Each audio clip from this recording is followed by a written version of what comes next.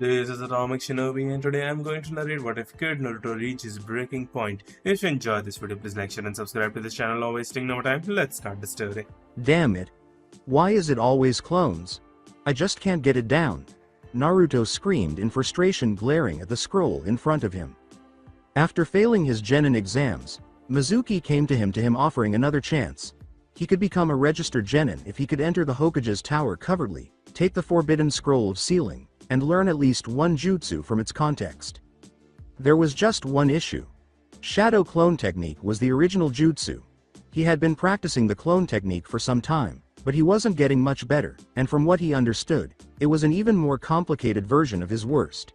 He was about to get back up and try again when he heard a landing behind him. His eyes widened slightly as he glanced over his shoulder and saw Iruka staring at him.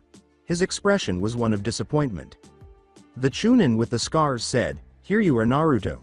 A tick mark appeared on the older man's head as Naruto asked nonchalantly, "Oh, hey Iruka. Sensei. What are you doing here?"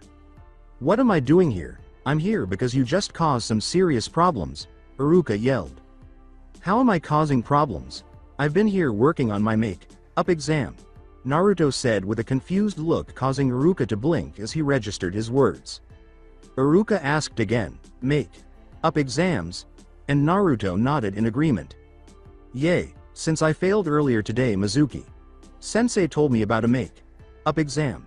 All I have to do is find this secret scroll and learn at least one jutsu from it and I would pass and become a genin," he replied with shock. This is what Mizuki told him. However, why? Iruka wondered, why would he? Before he heard a sound behind him. Naruto spoke before he could open his mouth. The blonde yelled, "Iruka. Sensei, look out," and shoved Iruka away before leaping back as several kunai dug into the ground where they had been standing. Iruka gave Naruto a startled look, but Naruto was not listening. Rather, the blonde was looking at the kunai with bewilderment. "How did I accomplish that? I'm speaking with Iruka. Sensei 1 minute, and then I witness a group of kunai attacking us. What took place?" Naruto thought, trying to figure how he did that. "So you were able to dodge, huh?" they heard a voice from above say. As they turned to face it, they noticed Mizuki sitting smugly on a tree branch. Naruto questioned, "Mizuki. Sensei. What's going on? Why did you attack us?" But Mizuki chose to ignore him. He commanded, "Hand over the scroll, Naruto." Naruto yelled, "What the hell? I'm just doing what you told me and now you attack me." Glaring at the man he once referred to as a friend, Iruka explained, "Don't listen to him, Naruto. Protect that scroll. It holds all of Konoha's forbidden jutsu. Mizuki tricked you into stealing it because he wants it for himself." Naruto exclaimed in shock, "What? Was he used by Mizuki?" He clenched his fist and glared at him, his eyes full of anger. He surprised them by asking, "How about a deal?" Mizuki merely grinned as Naruto yelled, "What the hell are you talking about? Why would I make a deal with a traitor?" They widened their eyes when Mizuki said, "Tell me, Naruto, aren't you just the least bit curious on why the village hates you?" Iruka yelled, "No, don't do it, Mizuki," but was cut off as he coughed up blood. He looked down to see several kunai had stabbed his body. When Naruto saw his sensei collapse to the ground and cough up blood, he yelled in alarm, "Iruka. Sensei," before the scarred Chunin fainted. With difficulty, Iruka uttered, "N. Naruto, R.Run." Mizuki leapt from the tree and landed a few feet away from Naruto, saying, "Don't listen to him, Naruto. After all, I still have some information for you." Naruto yelled, "Bastard. Why did you attack Iruka? Sensei?" But Mizuki ignored him. "Like I said earlier. Don't you want to know why the villagers hate you?" replied Mizuki. In spite of the circumstances, Naruto couldn't resist feeling intrigued. He was always curious as to what he had done to deserve Konoha's contempt. Naruto couldn't resist asking in a low voice, "Why?" When Mizuki heard this, he let a sly smile appear on his face before responding. Naruto scowled in perplexity as Mizuki stated, "It involves the Kyuubi no Yoko. You've heard of it, right? 15 years ago, the Kyuubi attacked Konoha but the Yondaime was able to defeat it." Mizuki laughed when Naruto remarked, "What does that have to do with anything? I already know about that. The Yondaime fought the Kyuubi and was able to kill it. What's so funny?" With a menacing smile, Mizuki stated, "The truth is, the Yondaime didn't kill the Kyuubi." "What are you talking about?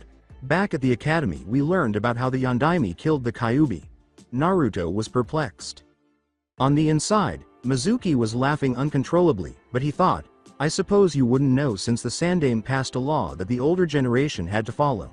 He eagerly anticipated Naruto's response upon discovering the truth. In an attempt to understand what Mizuki was discussing, Naruto questioned, "Law? What law are you talking about?" Naruto fell silent as he processed Mizuki's response, "The law saying that you are the Kyuubi." At last, he broke the silence by asking, "What? Instead of killing the demon like the books said, the Yondaime sealed the beast in you. Once that happened, whatever chance that baby had at being human was destroyed.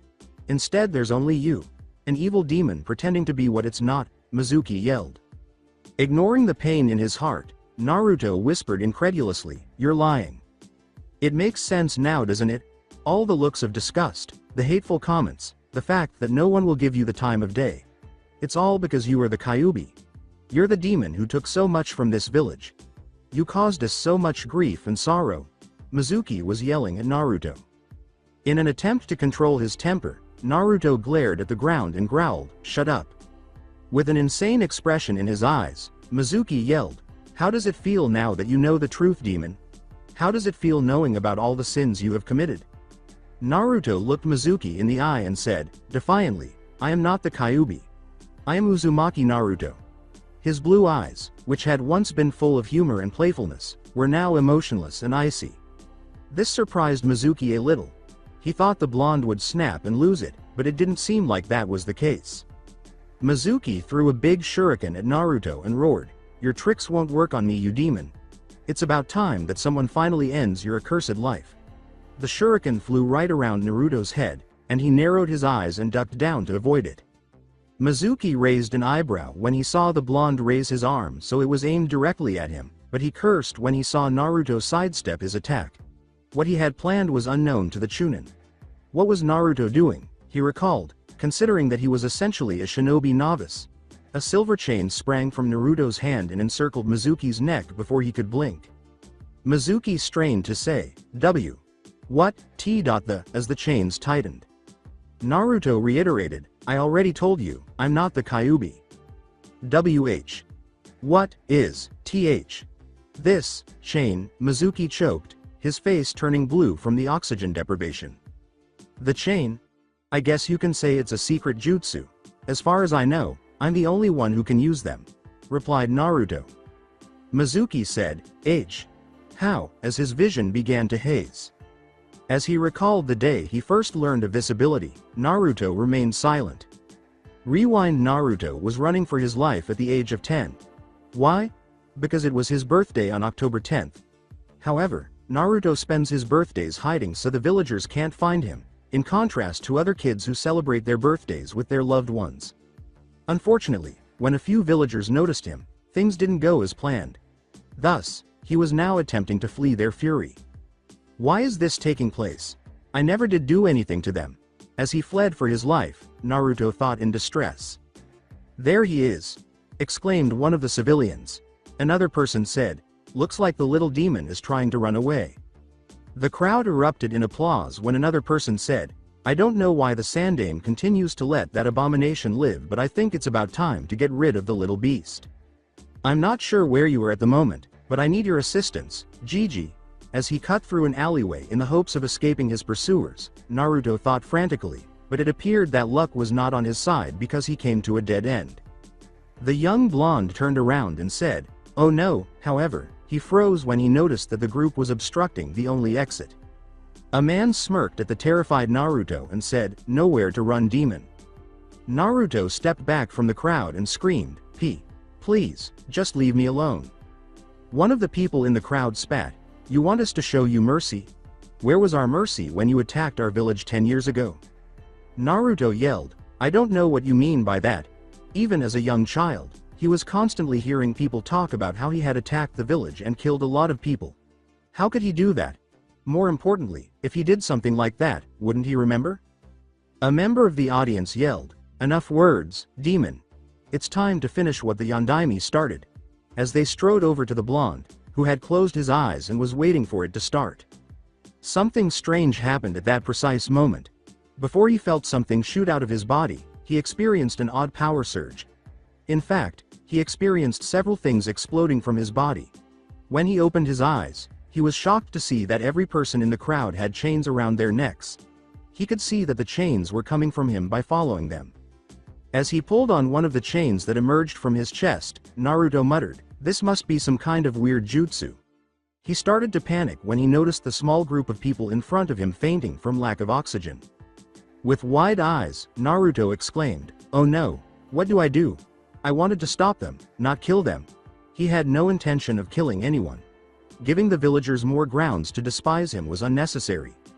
When Naruto saw the chains loosen their grip on the victims and then enter him, he blinked. "This is bad. How do I make these chains go away?" he asked himself. As he stood there, Naruto tried to make sense of what had happened. The young blonde said, "That was weird," and fled. The flashback has ended. Naruto has been practicing calling out those chains ever since that day. He has been secretly training to learn how to use these chakra chains in combat for the last 5 years. Naruto looked back at Mizuki and said, "How am I able to do this?" "You don't need to know. All that matters is that you just lost." Then he pulled on the chain, sending Mizuki hurtling in his direction. Cocking his fist back, Naruto delivered a forceful blow to Mizuki's jaw, sending the Chunin flying until the chain prevented him from moving any farther. When this occurred, Naruto pulled once more, causing Mizuki to return to him.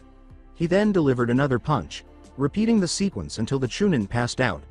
Recalling Mizuki's words, Naruto sighed and slid his hand through his head in exasperation before calling the chain back. The Kyuubi. The destructive power that nearly destroyed Konoha was imprisoned within him. His mind was racing with ideas. Why him? For what reason was he selected to be sealed with the beast? Why wasn't he informed? This must have been known to the Sandaime Hokage, a man he regarded as a grandfather. Why, then, did the old man lie to the villagers whenever he inquired about their treatment of him? Naruto was interrupted from his thoughts by a hoarse voice asking, "Naruto?" He turned to see Iruka standing up and giving him a worried look. He inquired, observing Mizuki's prone position, "What happened?" Naruto gave the man a sidelong glance before feigning a smile for Iruka. Though he saw how anxious Iruka appeared when he brought up the Kyuubi, Naruto responded, "Oh, nothing really. The bastard was saying some crazy lie about me being the Kyuubi, but we all know the Kyuubi was killed by the Yondaime. While he was running his mouth, I snuck up on him and kicked his ass." Iruka raised a cautious question. "He said you were the Kyuubi?" So he was also aware of the truth? Naruto considered this, but he chose to pretend to be perplexed. Naruto asked naively, "Yeah, but he was lying, right? I mean, there's no way I'm the Kyuubi, right?" In his mind, Naruto added bitterly, "Too bad this village is just too blind in the hate and ignorance to see the truth." A nervous laugh escaped Iruka's lips as the two fell into an awkward silence. "Yay, you're right. What a silly idea." It was in this quiet that Naruto returned to his thoughts. "Kyuubi brat. No good demon. Get out of here, you abomination. Observe that terrible creature. Kids, stay away from that thing." As Naruto recalled all the derogatory remarks people had made about them, his fist grew more and more clenched. Who knew that a single night could transform your entire world? He recalled that earlier in the day, he had wished to become a Konoha shinobi and protect the lives of people he loved. To become the Hokage and gain the acceptance and respect he had always desired. Now, however, it was different now. He didn't know how he should feel. He was viewed as a demon. What caused their blindness? He couldn't possibly be a demon. The villagers knew that he would have snapped long ago and killed them all if he was a true demon. Apparently not. Iruka wrapped his forehead protector around Naruto's head and said, "Hey Naruto, I've been thinking. You were able to beat Mizuki, which is a pretty impressive feat for." Iruka concluded by grinning proudly at Naruto, saying, "I think that is proof enough to show you are more than qualified to be a genin." Iruka wrapped his forehead protector around Naruto's head, and as the adrenaline finally subsided, the blonde's eyes started to well up with tears. When Iruka saw this, she smiled softly, thinking they were happy tears. The truth was that they were tears of anguish, grief, and epiphany. Finally, after years of ignorance, he realized. At last, he understood why he was so despised. He felt unimaginable pain at the truth. They believed him to be a real demon. But it all made so much sense now that he gave it some thought. With each tear he shed, however, the pain gradually subsided until he felt nothing. He felt hollow, that is. Uzumaki was lost in thought as he strolled through Konoha's streets. He was taken to the Hokage's office to explain the events following the encounter with Mizuki. To put it mildly, he wasn't particularly pleased with the elderly man at the moment. Rewind. The Hokage smiled warmly and said, "Naruto-kun, it's good to see you." Naruto smiled back, albeit phonily. He sat down in front of the elderly man's desk and said, "Hey Gigi, how's it going?" Naruto nodded as he said, "I just wanted to talk with you about what happened." With his phony smile still intact, Naruto said, "All right, then, what do you want to know?" He made this decision. He might still be able to trust the old man if he told him the truth, but if he lied, that was it. "I would like to hear about the Mizuki incident from your point of view," Hiruzen responded. "Well, I failed the test since I couldn't make a stupid clone. After that, Mizuki told me about a secret test, and if I passed I could still become a genin. He told me to take a scroll from the vault and learn at least one jutsu. I started to practice when Iruka came. He asked me what I was doing, so I explained the test when Mizuki came and attacked us. He was able to take down Iruka before he walked over to me. He underestimated me, so I was able to kick him in the nuts. He was stunned for a bit, so I made my next move and punched him in the face until he passed out." Stated, he made the decision to keep his chakra chains a secret if the elderly man was keeping secrets. "I see. Well, I must say you have the making of a fine shinobi. Using your opponent's overconfidence against him, well done." Hiruzen was pleased. The Hokage scowled as Naruto continued, "Thanks Gigi, but he also said something else. Something strange." "Like what?" With a perplexed expression on his face, Naruto remarked, "He claimed that the villagers' hatred of me had something to do with the Kyuubi, but I believe that the Yondaime killed the Kyuubi 15 years ago." The Hokage sighed after remaining silent for a moment, as though he was considering what to say. "Think nothing of it, Naruto-kun. He was probably just trying to distract you," the Hokage replied. That was it. He refused to be honest with him. "So you're going to keep lying to me?" Naruto pondered. Hiruzen remarked, "That is all I needed to know. You are free to go, Naruto-kun." Naruto got up from his chair. Naruto closed the door behind him, never noticing the bewildered expression on Hiruzen's face from the blonde's formal address. "Of course, glad I could help, Hokage. Sama." The flashback has ended. I still can't believe it. All this time he was lying to me. Who knows what else he's lied about? Maybe he really does know who my parents are but just never told me. Naruto thought to himself. Instead of thinking about the man he had once seen as a grandfather, Naruto focused on the future. He saw the disgusted and hateful expressions. Normally, Naruto would simply smile broadly and brush it off, but after yesterday, he simply stopped caring. Their acknowledgement and acceptance no longer mattered to him. The villagers appeared somewhat taken aback when he gave them a detached glance, as though anything more would be too much trouble, which it was to him. It was no longer worth it to put on a mask. Naruto looked down at the forehead protector around his neck and thought sarcastically, "To think I wanted to be Hokage, to protect these people." It could function more as a scarf than a headband because the cloth it was fastened to was longer than usual.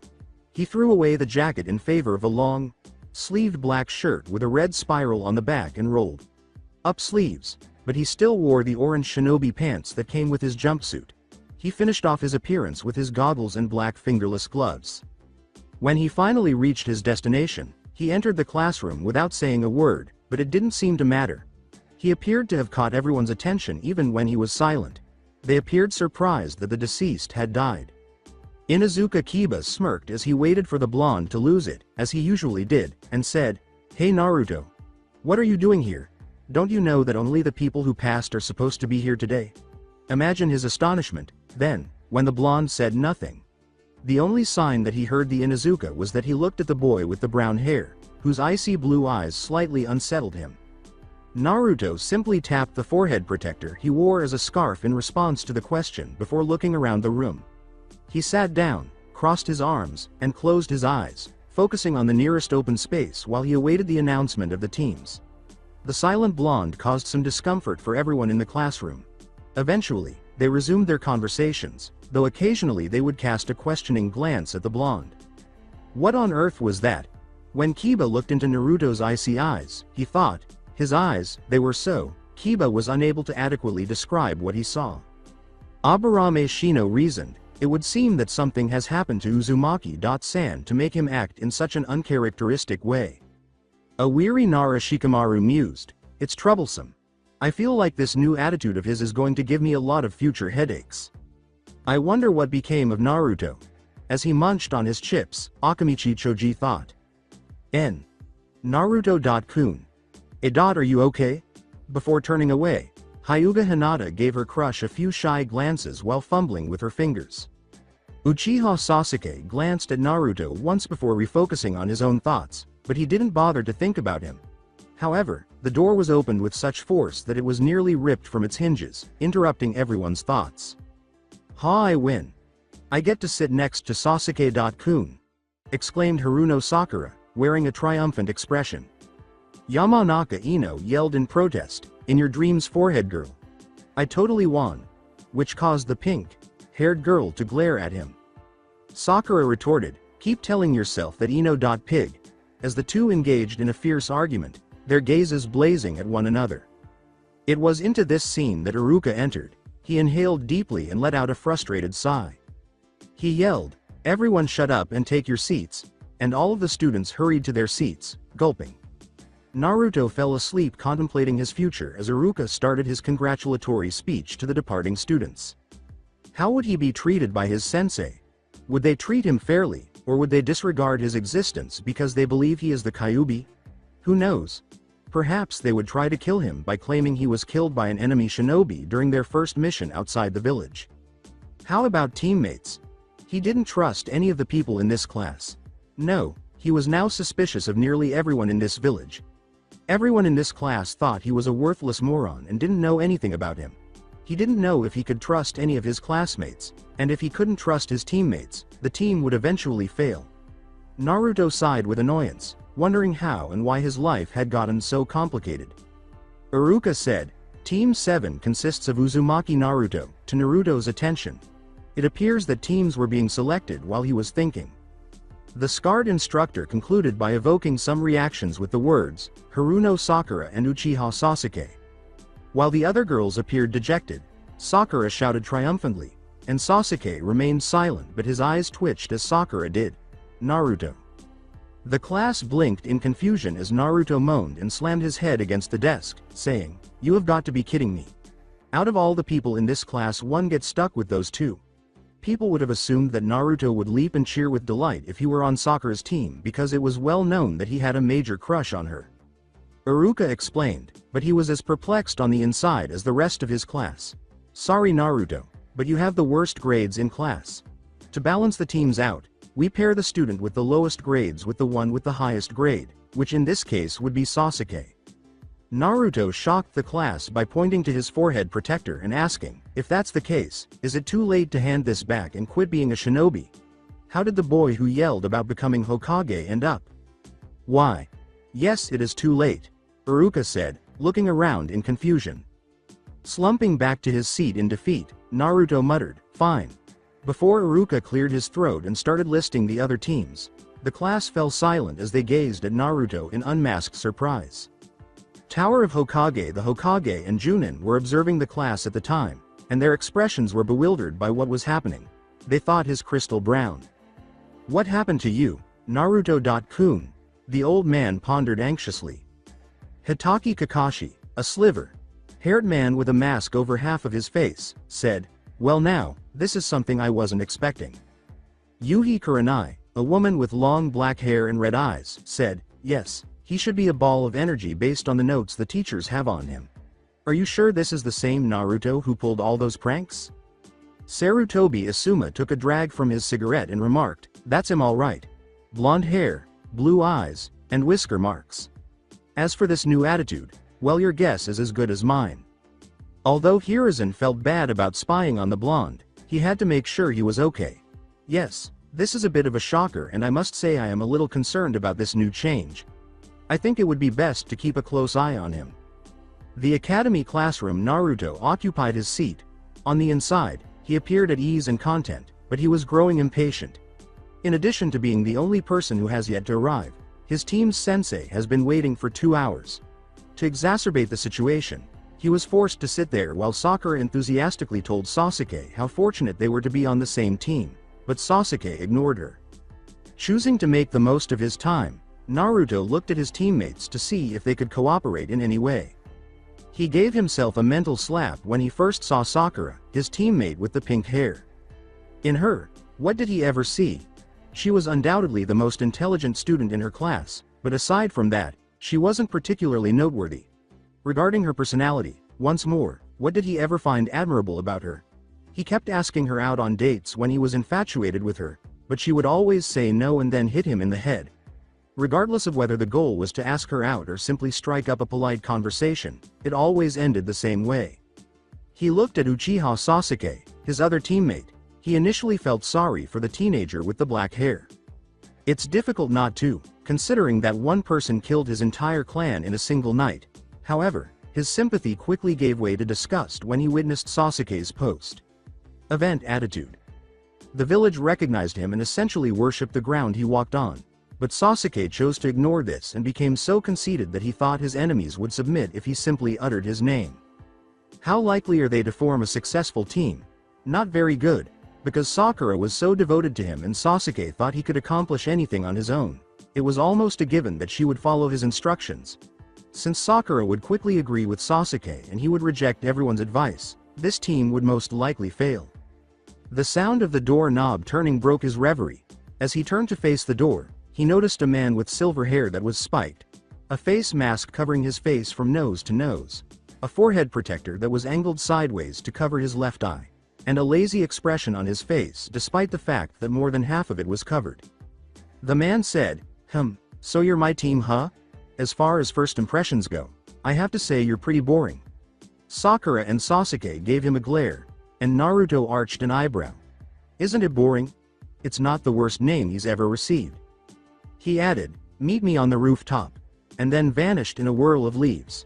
The 3 genin simply sat there, unsure of what had happened, until Naruto got up and left the room in silence. The other 2 blinked, then, like the blonde, left the room and made their way to the roof.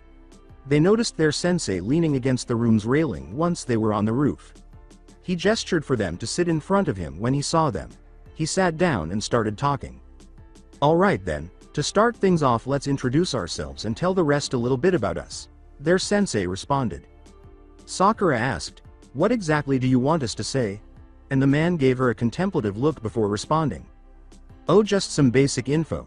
You know, things like your likes, dislikes, hobbies and dreams, he elaborated. Sakura said, why don't you go first? After all, you're a complete mystery to us. With a smile that made the genin perspire, Kakashi said, me? Okay, then, my name is Hitaki Kakashi. My likes and dislikes are not important. As for hobbies, I have a lot of them and my dream for the future is none of your business. Wonderful, we only found out his name, Naruto thought sardonically. Kakashi pointed to Sakura, who got a tick mark at the moniker before he spoke, and said, you're up, Pinky. She glanced at Sasuke and said, my name is Haruno Sakura. What I like, as her cheeks began to flush. My hobbies, she trailed off again, her blush growing as she gazed at Sasuke once more. She fell silent and stared at Sasuke with a dreamlike expression before squealing, which made Kakashi perspire. My dream for the future is, she said. In an attempt to end this, he asked, what about dislikes? She said sternly, Ino.Pig and Naruto. To his astonishment, Naruto appeared utterly unaffected when Kakashi looked at him to gauge his response. Actually, the only sign he heard her was the roll of his irritated eyes. After searching for a suitable word, he pointed to Sasuke and said, well now that was informative. You're up next, Mr. Dark and Broody. HN. My name is Uchiha Sasuke. There are plenty of things I dislike considering there is almost nothing I do like. My hobbies are training and as for his dreams go, I have none because my goal is no dream, it will become reality. I will restore my clan and hunt a certain someone down and kill him. He concluded his sentence with a gloomy tone. Wow, Sakura thought dreamily, he's so cool. Retaliation obsession, huh? Kakashi sighed and thought, I guess I should have expected that. Naruto made the indifferent guess, probably the guy who killed his clan. Pointing at Naruto, Kakashi remarked, now last but not least we have you goggles. He began, but scowled when he said, the names are Uzumaki Naruto, my likes are ramen and Konoha. It was something Kakashi noticed. He explained, causing the others to raise an eyebrow at him, but he chose to ignore it. Well, not Konoha per se, more like the ideals of Konoha. You know, like the will of fire and stuff. He spoke with such venom that the two genin flinched and stared at him in disbelief, wondering if this was the same blonde classmate they had. What I dislike are people who think their actions are justified by their arrogance and blind hatred. On the other hand, Kakashi looked at the boy and understood what he meant with a sad expression. The others blinked in confusion as Naruto concluded, hobbies are training and I used to do some pranks and my dream, I'm not too sure. Sakura looked at Naruto incredulously and said, what do you mean you're not too sure? You always bragged about how you're going to be Hokage. That was then, this is now, was Naruto's straightforward response. Kakashi kept quiet while he observed the blonde intently. He was not who the reports claimed him to be. The Hokage was correct, they would need to monitor this closely. I have a wild card, an Avenger, and a fangirl. Kakashi, what have you gotten yourself into? Before standing up, the masked Junin asked himself. They were taken aback when Kakashi said, well, now that the introductions are over, we can start your graduation test. Naruto said, perplexed, what do you mean by that? We already passed our exams. Kakashi laughed. The genin fell silent as they took in Kakashi's explanation. If it was that easy to become a shinobi, then everybody would be one right now. No, the academy only trims the numbers down and then we have the real test to see if you're cut out to be a shinobi. If you fail, then you get sent right back to the academy.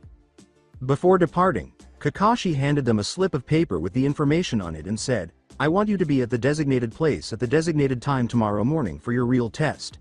Abruptly, he halted and glanced behind him. Oh, and if I were you I would skip breakfast. You'll just puke it out, he advised before continuing his way. Naruto lay on his bed later that night, contemplating his test the following morning. He was aware that Kakashi would be a far more challenging foe than Mizuki. Additionally, he only had one chance to use his chakra chains before losing the element of surprise. Kakashi would be alert after learning about them, and Naruto was aware that it would be nearly impossible for him to hit once he watched for his chains.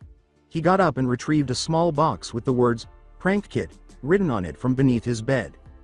If I want to be a shinobi, I'll have to pull out all the stops, he said with a smirk as he began rummaging through his kit deciding what to bring. He was certain of one thing. It would undoubtedly be difficult tomorrow. The following morning as Naruto approached the assigned location, he noticed that Sakura and Sasuke were already there. Additionally, he heard their stomachs growling, which made him laugh. In contrast to them, he decided not to skip breakfast because he could not afford to miss any meals. He needed as much energy as possible. Leaning against one of the wooden posts, Naruto questioned, Sensei's not here yet? He could still try to be polite even if he didn't like them. Who knows, they might work well together. A patronizing, HN. Dobi, do you see him here? Sasuke inquired. Yay, Naruto. Baka, don't ask such stupid questions, Sakura screeched, causing Naruto to wince. What a waste of civility. Naruto shook his head and shut his eyes, anticipating Kakashi's arrival. Kakashi arrived 3 hours late, but he waved cheerfully and said, Good morning, students. Sakura yelled, You're late. The two male genin did not respond, but they exchanged irritated, sensei looks, but Kakashi ignored them and set an alarm clock on the floor. Kakashi pulled out 2 small silver bells and showed them to the genin, saying, This alarm is set to go off at noon. You have until then to take these bells from me. As if on cue, Sakura and Sasuke clutched their stomachs as he growled in hunger, but Kakashi saw that Naruto appeared to be okay. Anyone who is unable to get a bell will get tied up to one of the stumps there while I eat your lunch in front of you. Well, it seems that Sakura and Sasuke took my advice about not eating. What about you, Naruto? Kakashi responded. Naruto simply gave a shoulder shrug. His teammates scowled and Kakashi laughed as he explained, Yesterday you said, if I were you I wouldn't eat any breakfast, but you aren't me, so I ate anyway. Besides, I don't know about you, but I don't work well on an empty stomach." As the hungry genin complained, Kakashi praised Naruto, saying, "Good thinking. Just because someone gives you advice doesn't mean you have to listen. Just do what you feel is right." "Wait a minute, sensei. You said we have to get a bell to pass, but there are only 2 bells and 3 of us." Sakura brought this up. The genin swallowed uneasily as Kakashi said, "It looks like someone is perceptive. You are right, there are only 2 bells. This means, no matter what, one of you isn't getting a bell. Whoever that one is getting sent right back to the academy. You can use shuriken, kunai or any other tools during this test. Take this seriously as if I were an enemy shinobi. If you don't come at me with the intent to kill, you will have no hope of passing this test," Kakashi said with a serious face. With his trademark smirk, Sasuke remarked, "HN, are you sure about that, sensei? I wouldn't want to get in trouble for killing a Konoha shinobi." Kakashi's dry tone made Naruto snort in the Uchiha glare. "You know that old saying, a dog's bark is worse than its bite? I think that works really well here." Then Kakashi said, "All right then. Are there any questions?" He went on when he noticed that they were shaking their heads. "Okay, go." The 3 genin immediately dispersed into the bushes and trees, using them as cover from their sensei. Kakashi hummed in approval upon seeing this. As he strolled around nonchalantly, Kakashi thought, all 3 of them are well hidden. Naruto was searching for his team by hopping from branch to branch. He would need his teammates' assistance, as much as he hated to say it. They were facing an experienced and well-trained Junin, after all, and they were just out of the academy genin. Working as a team, no matter how unfeasible it seemed, was their best option. A few minutes later, he saw Sasuke and leapt down beside him. "Hey Sasuke, I don't like you and you don't like me, but if we want to get a bell then our best chance is working together," Naruto quickly clarified. Naruto moaned in frustration as Sasuke sneered, "Please, why would I want to work with a dobi like you? Damn it, Teme. Even you can't be the pig-headed to think that you could take on a Junin by yourself. Think about it," Naruto said. As he considered it, Sasuke shook his head but remained silent. Sasuke said, "No, I'm a Uchiha elite. I can get a bell on my own." Naruto sighed in exasperation and proceeded to go on his own. They were ignorant of the fact that Kakashi was hiding close by and listening in on their conversation. It's obvious that those 2 don't get along, but at least Naruto is prepared to set aside his disagreements in order to benefit the team. However, the same cannot be said for Sasuke, Kakashi noted. Sakura heard someone land next to her while she was hiding in the bushes, wondering where her sensei was. She noticed it was Naruto by her side. In order to avoid Kakashi hearing her, she spoke in an unusually low voice, asking, "What are you doing here, Baka?" Naruto ignored Sakura's angry expression and said, "You think I suck as a shinobi, I honestly think you do too. But we're up against a Junin. You're smart. You must understand that going one-on-one against him is practically impossible. So what do you say, team up?"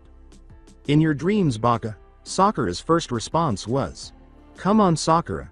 Think, do you honestly think you can snatch a bell by yourself?" Sakura confidently said, "Sasuke-kun and I will get the bells." Naruto snorted in response.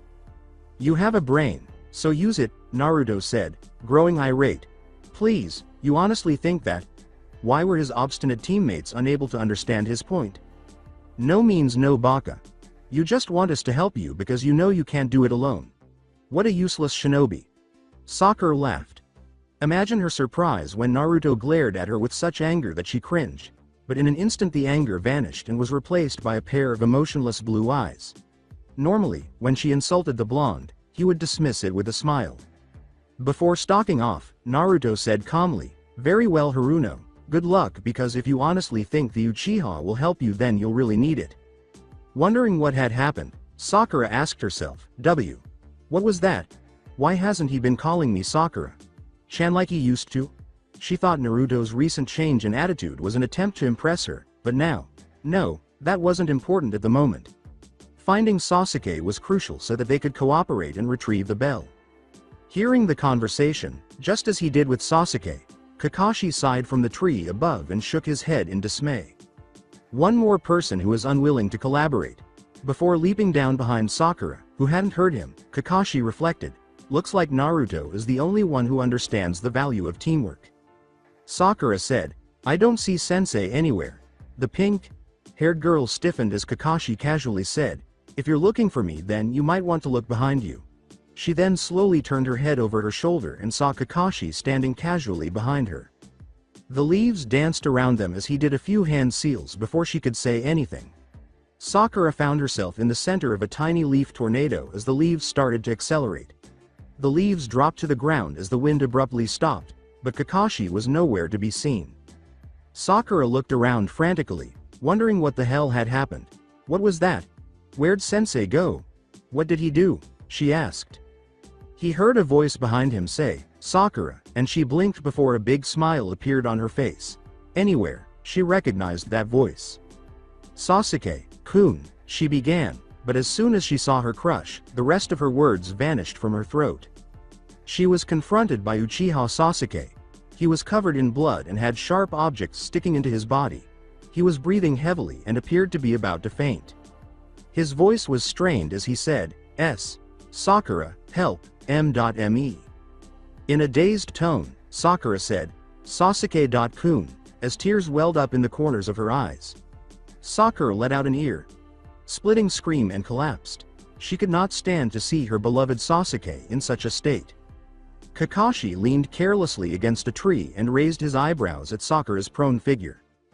Before leaving, he thought, maybe the genjutsu was too much for her, 2 more to go. Sasuke heard a loud scream as he ran through the forest in search of Kakashi. When he realized what had happened, he froze and came to a sudden stop. Looks like he got his first victim, and based on that scream it was Sakura, he said. The voice of Kakashi said, pretty good, she fell for a simple genjutsu. Sasuke turned to face Kakashi, who stood there as if he didn't give a damn. She may have fallen for such a simple trick, but it won't work on me.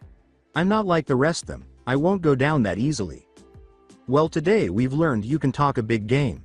The only thing that remains to be seen is if you can back it up, Kakashi replied.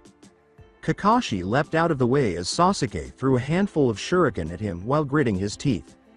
At the sound of a blade slicing, Kakashi reprimanded, that's your opening move? Such a simple frontal assault? He noticed a piece of rope being cut by one of Sasuke's shuriken as he glanced over his shoulder. A trap? Kakashi pondered as he observed Sasuke's arrogant grin. All of a sudden, a swarm of knives shot through the air, directly toward Kakashi. As they buried themselves in a nearby tree, he was able to leap out of their way. When he turned to face the genin, Sasuke was directly in front of him. Kakashi grabbed Sasuke by the ankle as he kicked. Unfazed, he launched another punch, but Kakashi stopped it this time by grabbing his wrist with his free hand. Sasuke twisted his body and kicked his head with his other leg, taunting him, looks like both your hands are occupied. When Kakashi noticed this, he moved his arm to deflect the kick while continuing to hold Sasuke's wrist. When Sasuke saw that the bells were totally unguarded, he grinned. He swiftly reached out to grab one of them with his free hand, but Kakashi noticed and let go of Sasuke before leaping back, the bell jingling as Sasuke managed to brush it. Kakashi gave the compliment, pretty good. As he started to execute some hand seals that caught Kakashi off guard, Sasuke thought, I won't lose. As Sasuke inhaled deeply, Kakashi reflected, those seals, a genin shouldn't have the necessary chakra or control to perform this jutsu. Then he hurled a huge fireball at Kakashi, saying, fire release. Great fireball technique. He grinned, thinking he had him, but Kakashi was nowhere to be seen after the smoke and flames went out. He started to look everywhere and muttered to himself, he's gone. Where'd he go? When he felt something grab his leg, his eyes widened. Just as he looked down, he saw a hand protruding from the earth drag him downward until his neck was buried. With a trapped and cursing Uchiha in his wake, Kakashi said, the fire jutsu was a bit of a surprise, but you were too overconfident in your abilities. There are now 2 down and 1 to go. Naruto has remained hidden thus far, but his file indicates that he is the type of person who charges first and then asks questions. As he searched for the blonde genin, Kakashi thought, well hidden, I can barely detect his presence and he's covered his trail fairly well. Suddenly, shuriken came flying towards him from all directions. Yet another trap? As he twisted and moved his body to avoid the shuriken he was unable to block, Kakashi thought, drawing out 2 kunai to deflect it. Kakashi praised himself as he leapt into the air, making Naruto, who was charging at him from behind, miss the bells. Not bad, a trap that comes from every direction. It must have taken you some time to set this up. The fact that you did it without me noticing is also impressive. When Kakashi felt the ground shift after landing, he immediately leapt into the air to witness the collapse of the ground he had been standing on, exposing a sizable pit. Taking a step to the side to avoid the kunai thrown at him, Kakashi remarked, "And a pitfall trap. You're really giving me a workout." Naruto cursed and lunged for a punch, but Kakashi stopped him and threw the blonde over his shoulder instead.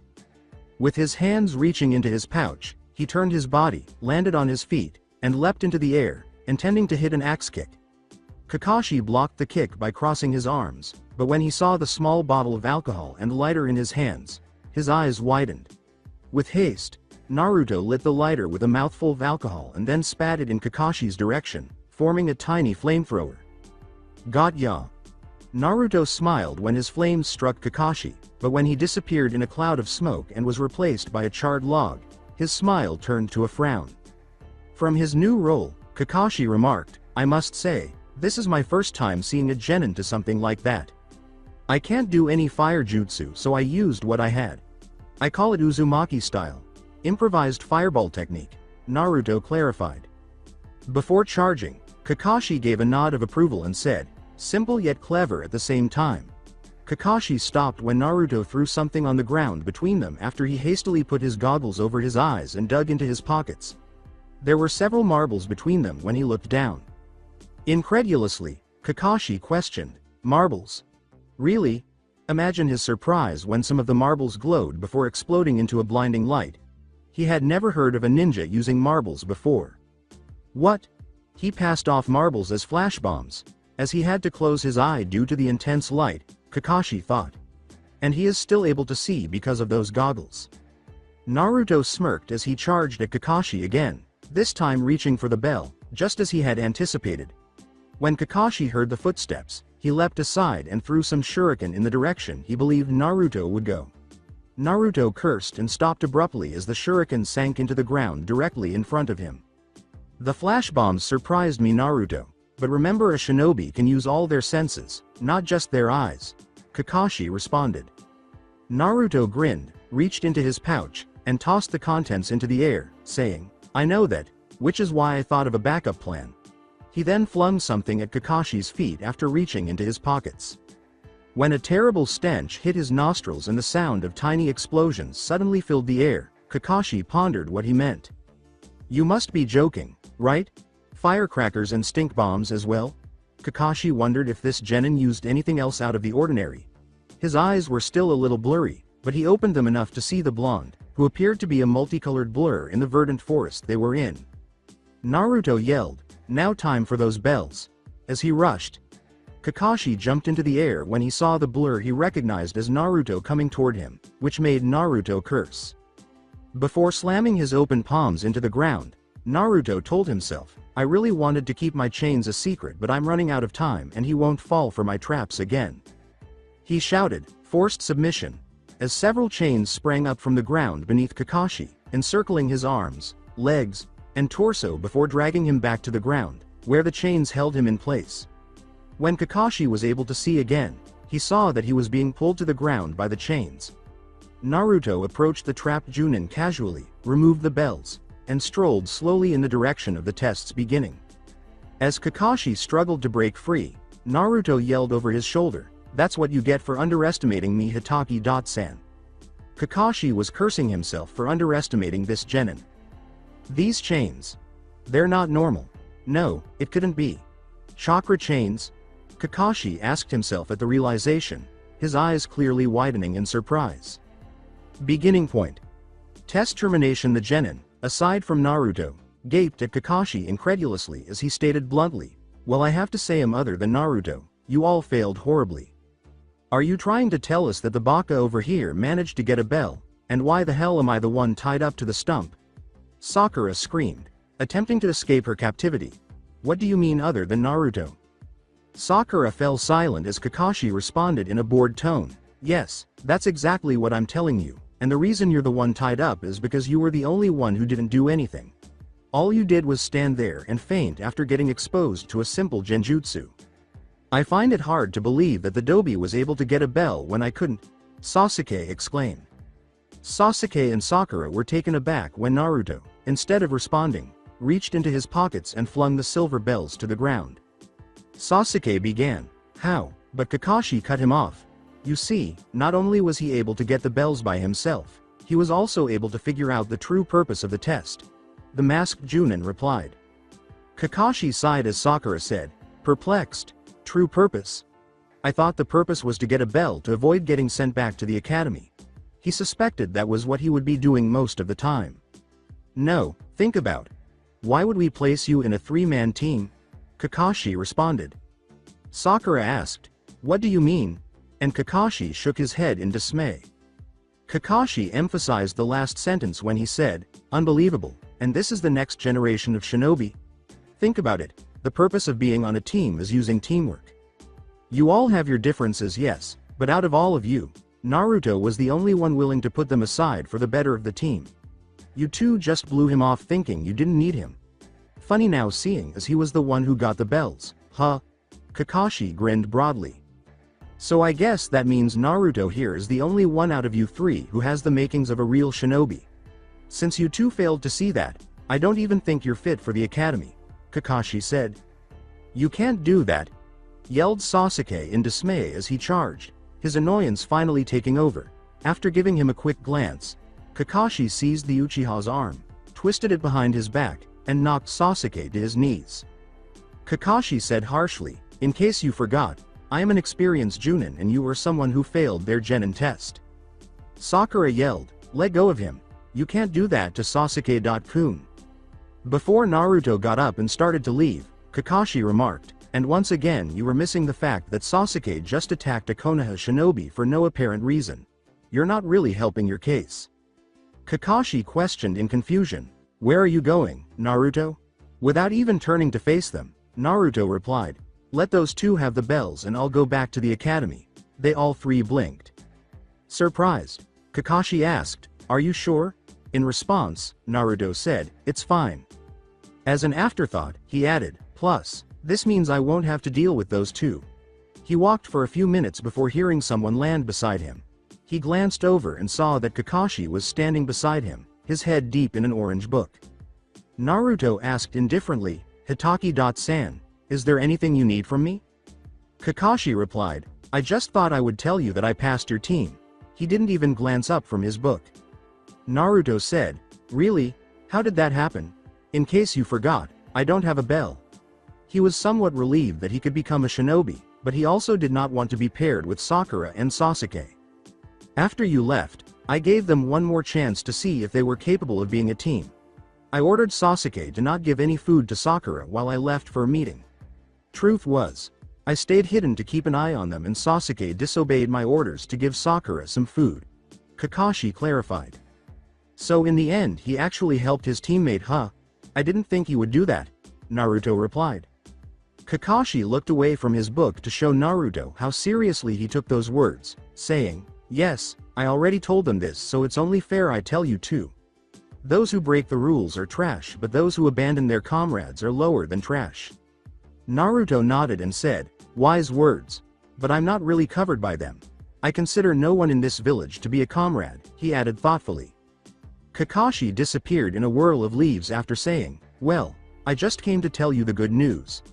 Meet me back at the same training grounds tomorrow for our first official meeting as Team 7.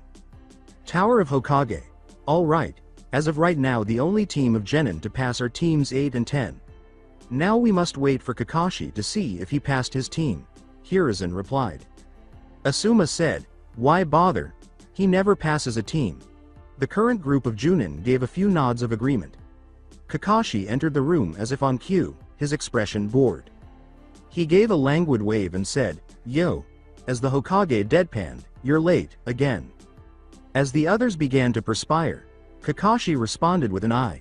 Smiling smile, sorry, but on my way here I saw a couple of birds moving into a birdhouse so I thought I would help them with their luggage. The elderly Hokage inquired. I see, so how did your team do, Kakashi? The room went silent, and Kakashi responded, they passed. Kakashi turned to see that everyone was staring at him in shock. Kakashi questioned, what? Is there something on my face? Kurenai said, you passed a team? With astonishment. Yes. Kakashi replied, unsure of the significance. Asuma noted, but you never pass a team. Kakashi, who appeared slightly offended, said, oh come on. I'm not that bad. It only got worse when he noticed that everyone was giving him, yes you were, looks. Why don't you tell us what happened? The others raise their eyebrows at Kakashi as he says, I guess I'll start with Haruno Sakura. To sum it up, she was a major disappointment. Care to elaborate? Asked Hiruzen. When Kakashi explained, the others scowled at the pink-haired girl's actions. She only cared about Sasuke and thought he would save her. Basically, she's living in a fairy tale world where she's the damsel in distress and Sasuke is her knight in shining armor. She fainted after getting caught in a basic genjutsu. Then we have the rookie of the year, Uchiha Sasuke. Although he is a very skilled genin, his attitude will only cause problems. He believes he could do anything because he is simply a Uchiha. Kakashi went on. Hiruzen sighed and turned back to Kakashi, saying, I see, I was afraid of that. It seems that the civilian's constant spoiling has let his arrogance grow to such a high level. And what of Naruto-kun?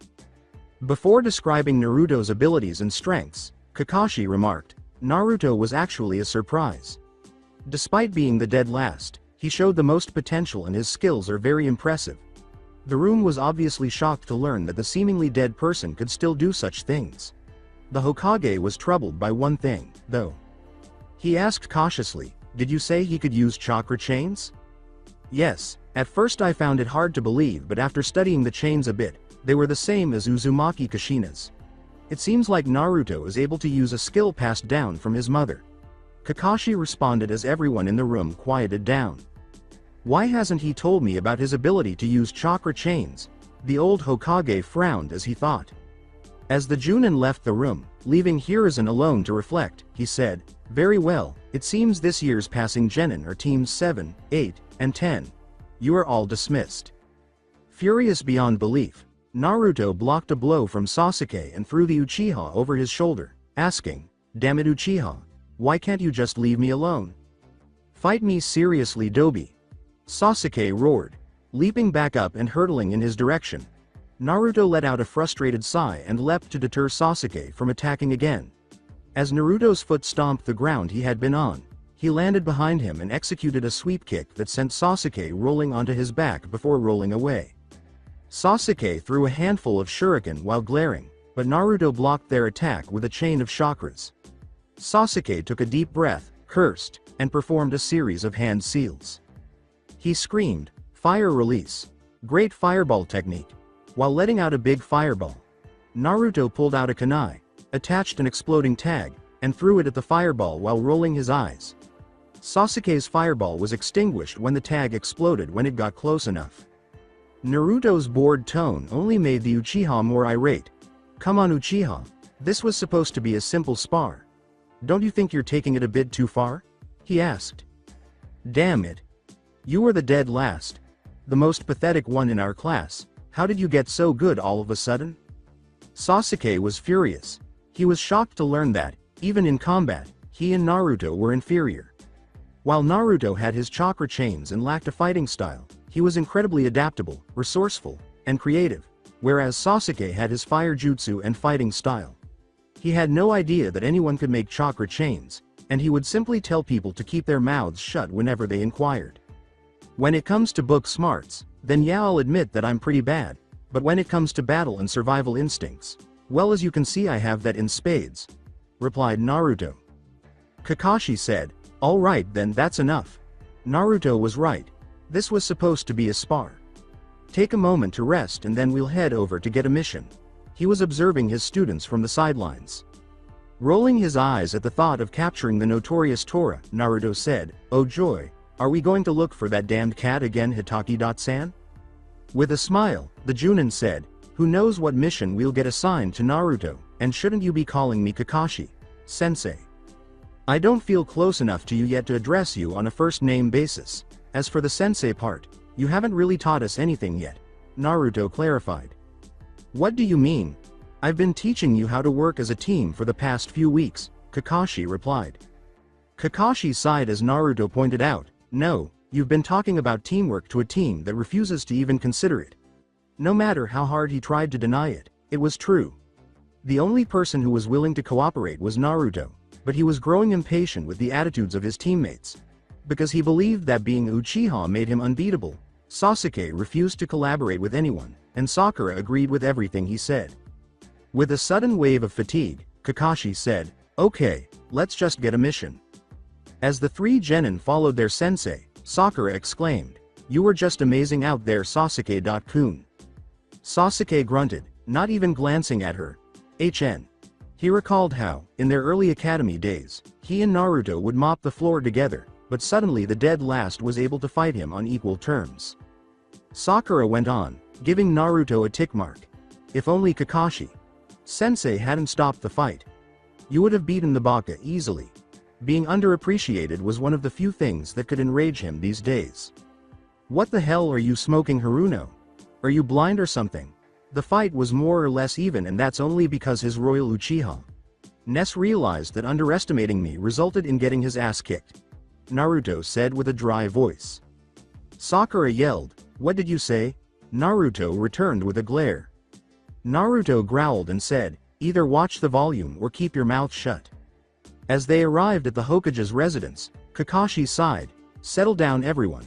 When they finally arrived at their destination, they entered the room where the Hokage and several other shinobi were processing various requests. Hiruzen heard the door open, looked up, and grinned at the person who had come in. As they got closer, he said, Team 7, how nice to see you. Greetings, Hokage. Sama. We completed our daily training and wanted to know if you had any missions for us. As he started going through the papers in front of him, Hiruzen said, of course, let's see what we have available. Oh, here we are. You can assist with picking vegetables, picking up litter, painting a fence, or babysitting. Enough of this. We are shinobi, Sasuke demanded, his annoyance overwhelming him. Give us a real mission, not some menial chores. Sakura added in a courteous manner, I think he's right, Hokage. Sama, I think we're more than qualified for a higher-ranking mission. We can handle anything with Sasuke-kun, Shanaru, yelled inner Sakura in her head. Kakashi thought wearily, be quiet and be grateful for what you can. As Naruto's teammates' attitude began to irritate him, he thought, what's with them? I mean, some of these jobs are stupid, but in the end, it's easy money. However, those two had never really had to worry about money before. Stop being idiots. You're absolute beginners. Everyone must begin at the very bottom. Iruka yelled, expressing his annoyance at their disregard for their village chief. We've spent weeks at the bottom. If we don't have the opportunity, how are we expected to succeed? Sasuke answered. Hiruzen stared at the genin in front of him without saying anything, then let out a weary sigh. Do you think your team is capable of handling a C-rank mission, Kakashi? While Kakashi examined his team, the elderly man inquired, drawing a startled response from the others. Before speaking to the Hokage, the silver-haired Junin reflected, they hardly ever work together, but perhaps this will help them see the real world a little more. Besides, if I say no, they would really irritate me. He remarked, I think they should be able to handle it. This made Sakura smile, Sasuke smirk, and Naruto look boredly out the window. All right, your mission is pretty straightforward. As the door opened, Hiruzen explained, you will be taking this man to his village and defending him against any bandits that might be nearby. What is this? Do you think he'll be protected by a group of brats? As he took a swig of sake from the bottle in his hand, an elderly man asked in a slurred voice, they don't look like much. The old man fell silent when Naruto said, if you prefer, we could just deny the request and you can walk back home on your own. Yes, Tazuna is here. You're going to take him to the land of waves, Hiruzen remarked. I happen to be a very important bridge builder, so make sure you protect me even if it means giving up your life. Please, like your life is worth the life of Uchiha, Sasuke sneered. When you're Uchiha, nobody cares. Naruto remarked, you have a job, so just do it, as he walked out of the room to collect his belongings, leaving Sakura and Sasuke glaring and furious. Hey! As he followed the blonde out of the room, Tazuna laughed and said, I may have been mistaken about you, kid. I'm beginning to like you. Naruto acknowledged Kakashi when he said, Naruto, meet us by the gates in 1 hour. Gates to the village. You're early, Hitaki-san. When Naruto realized he was the last member of his group to reach the gates, he asked in surprise. You make it sound like I'm always late, Naruto. Kakashi grinned. With a deadpan, Naruto said, that's because you are. All right, let's start the show. Pretending not to hear Naruto, Kakashi said, let's move out. Naruto took a deep breath from his position at the back of the group before assuming a calm demeanor.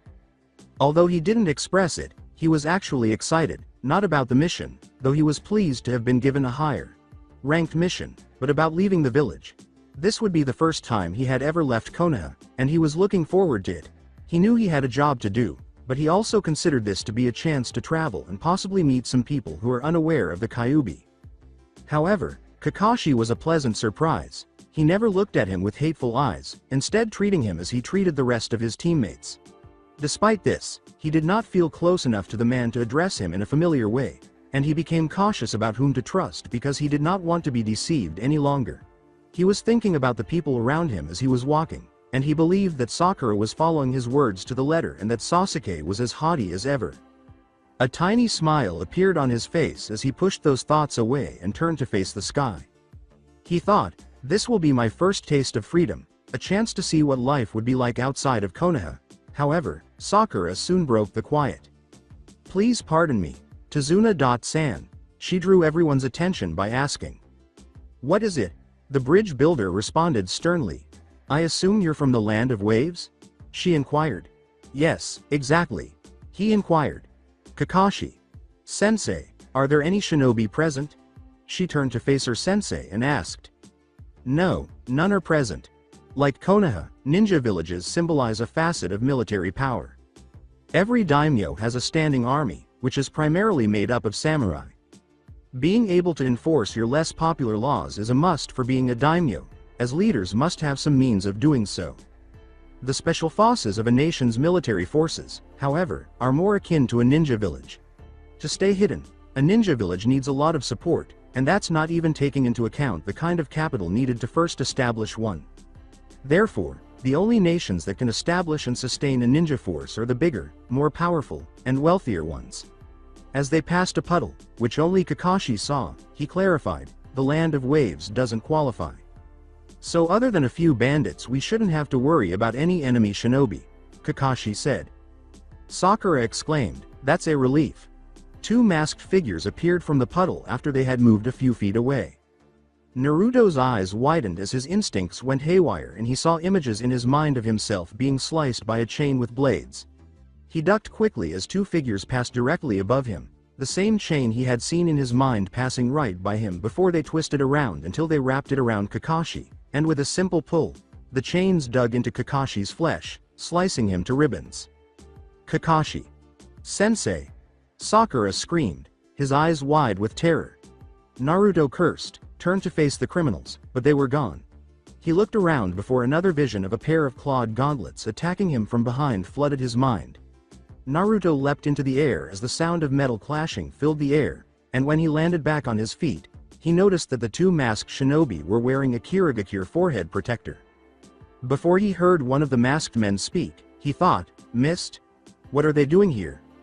Brother, it looks like we have a slippery one here. As the other spoke, he inquired. Before they charged at a terrified Tazuna, he said, then we should skip the fun and get our target. Sasuke then charged and kicked one of the brothers in the face, but he sadly left himself open. Time is running out. The other man in the mask pointed his gauntlet at the Uchiha, but Naruto shot a chakra chain that encircled Sasuke's leg and then withdrew as the gauntlet flew straight past him. After noticing this, Sasuke produced a shuriken and a kunai, which he then hurled at the chain that bound the 2 brothers to a tree. Naruto let go of Sasuke and wrapped the chain around his knuckles to create makeshift brass knuckles before charging at one of the brothers while cocking his fist back. Iron Knuckle, he uttered as his fist struck his opponent's jaw. Never one to be outdone. Sasuke struck the other one with a forceful heel kick directed at his opponent's face, sending him crashing headfirst into a nearby tree. A voice from above exclaimed, "Well now, that was pretty good." They turned to face the voice and saw Kakashi leap off the branch he was on. The genin blinked in confusion as he saw what had once been Kakashi's remains, a chopped log. "What happened, Kakashi?" "Sensei."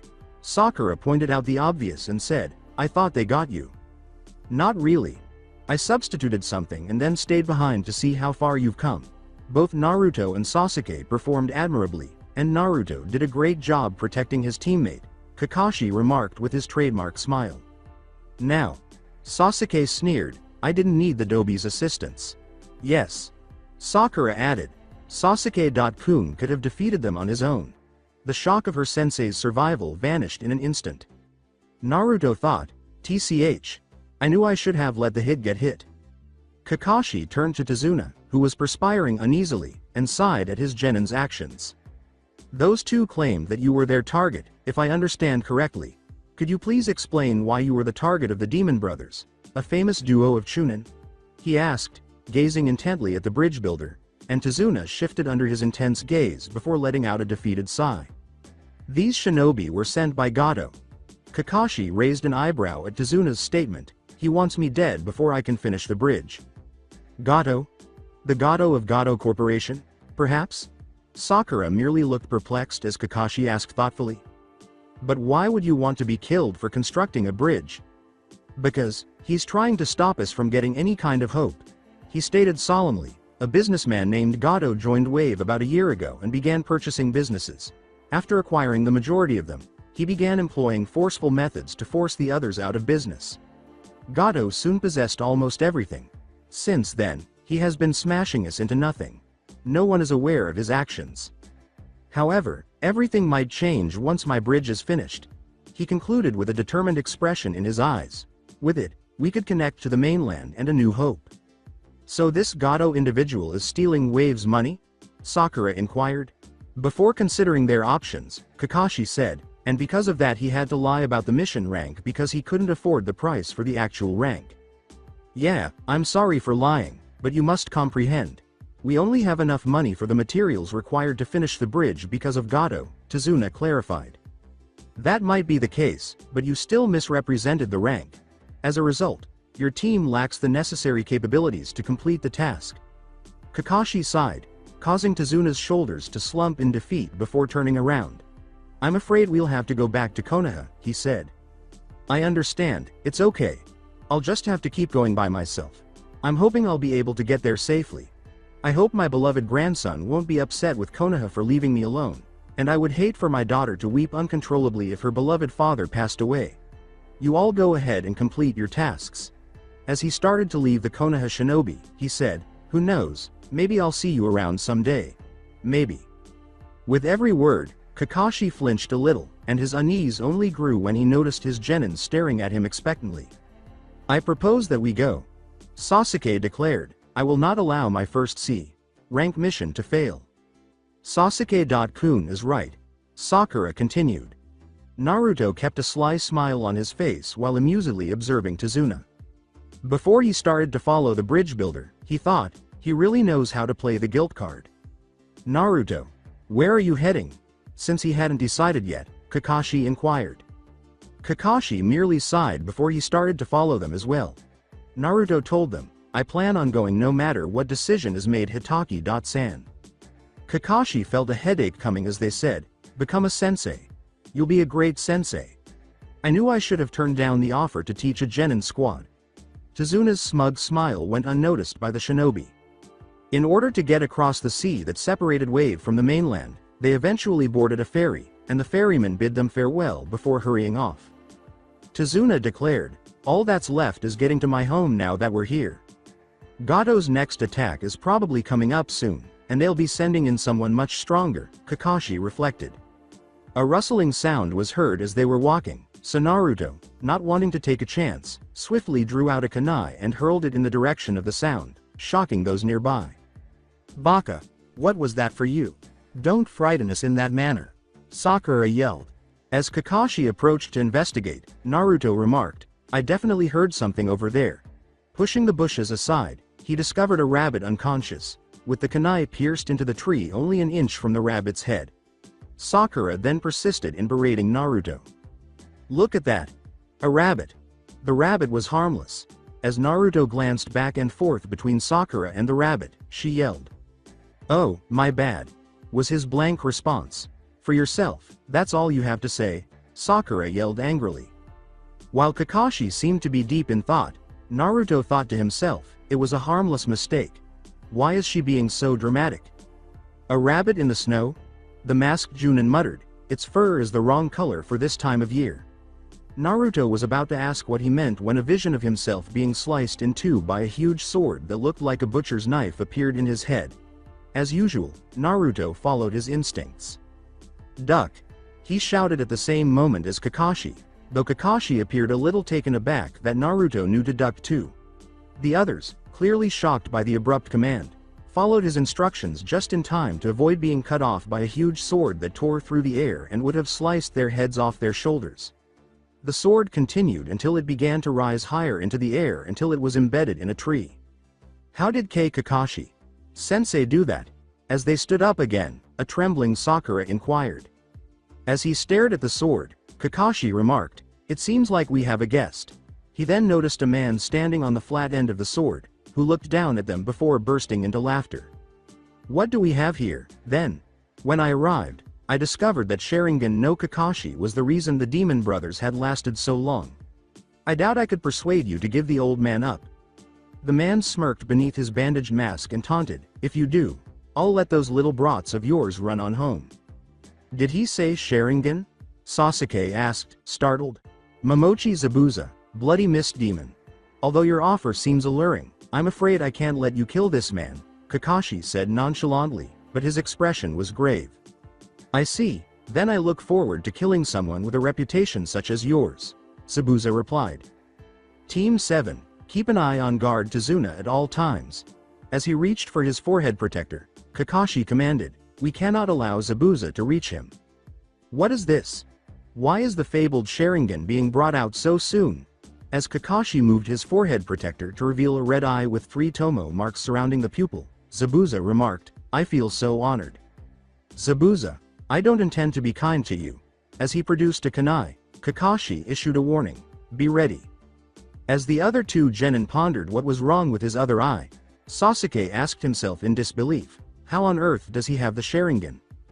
"Hitaki-san, are you experiencing any symptoms of red eyes?" Naruto inquired, making Zabuza and the others take responsibility. "A red eye?"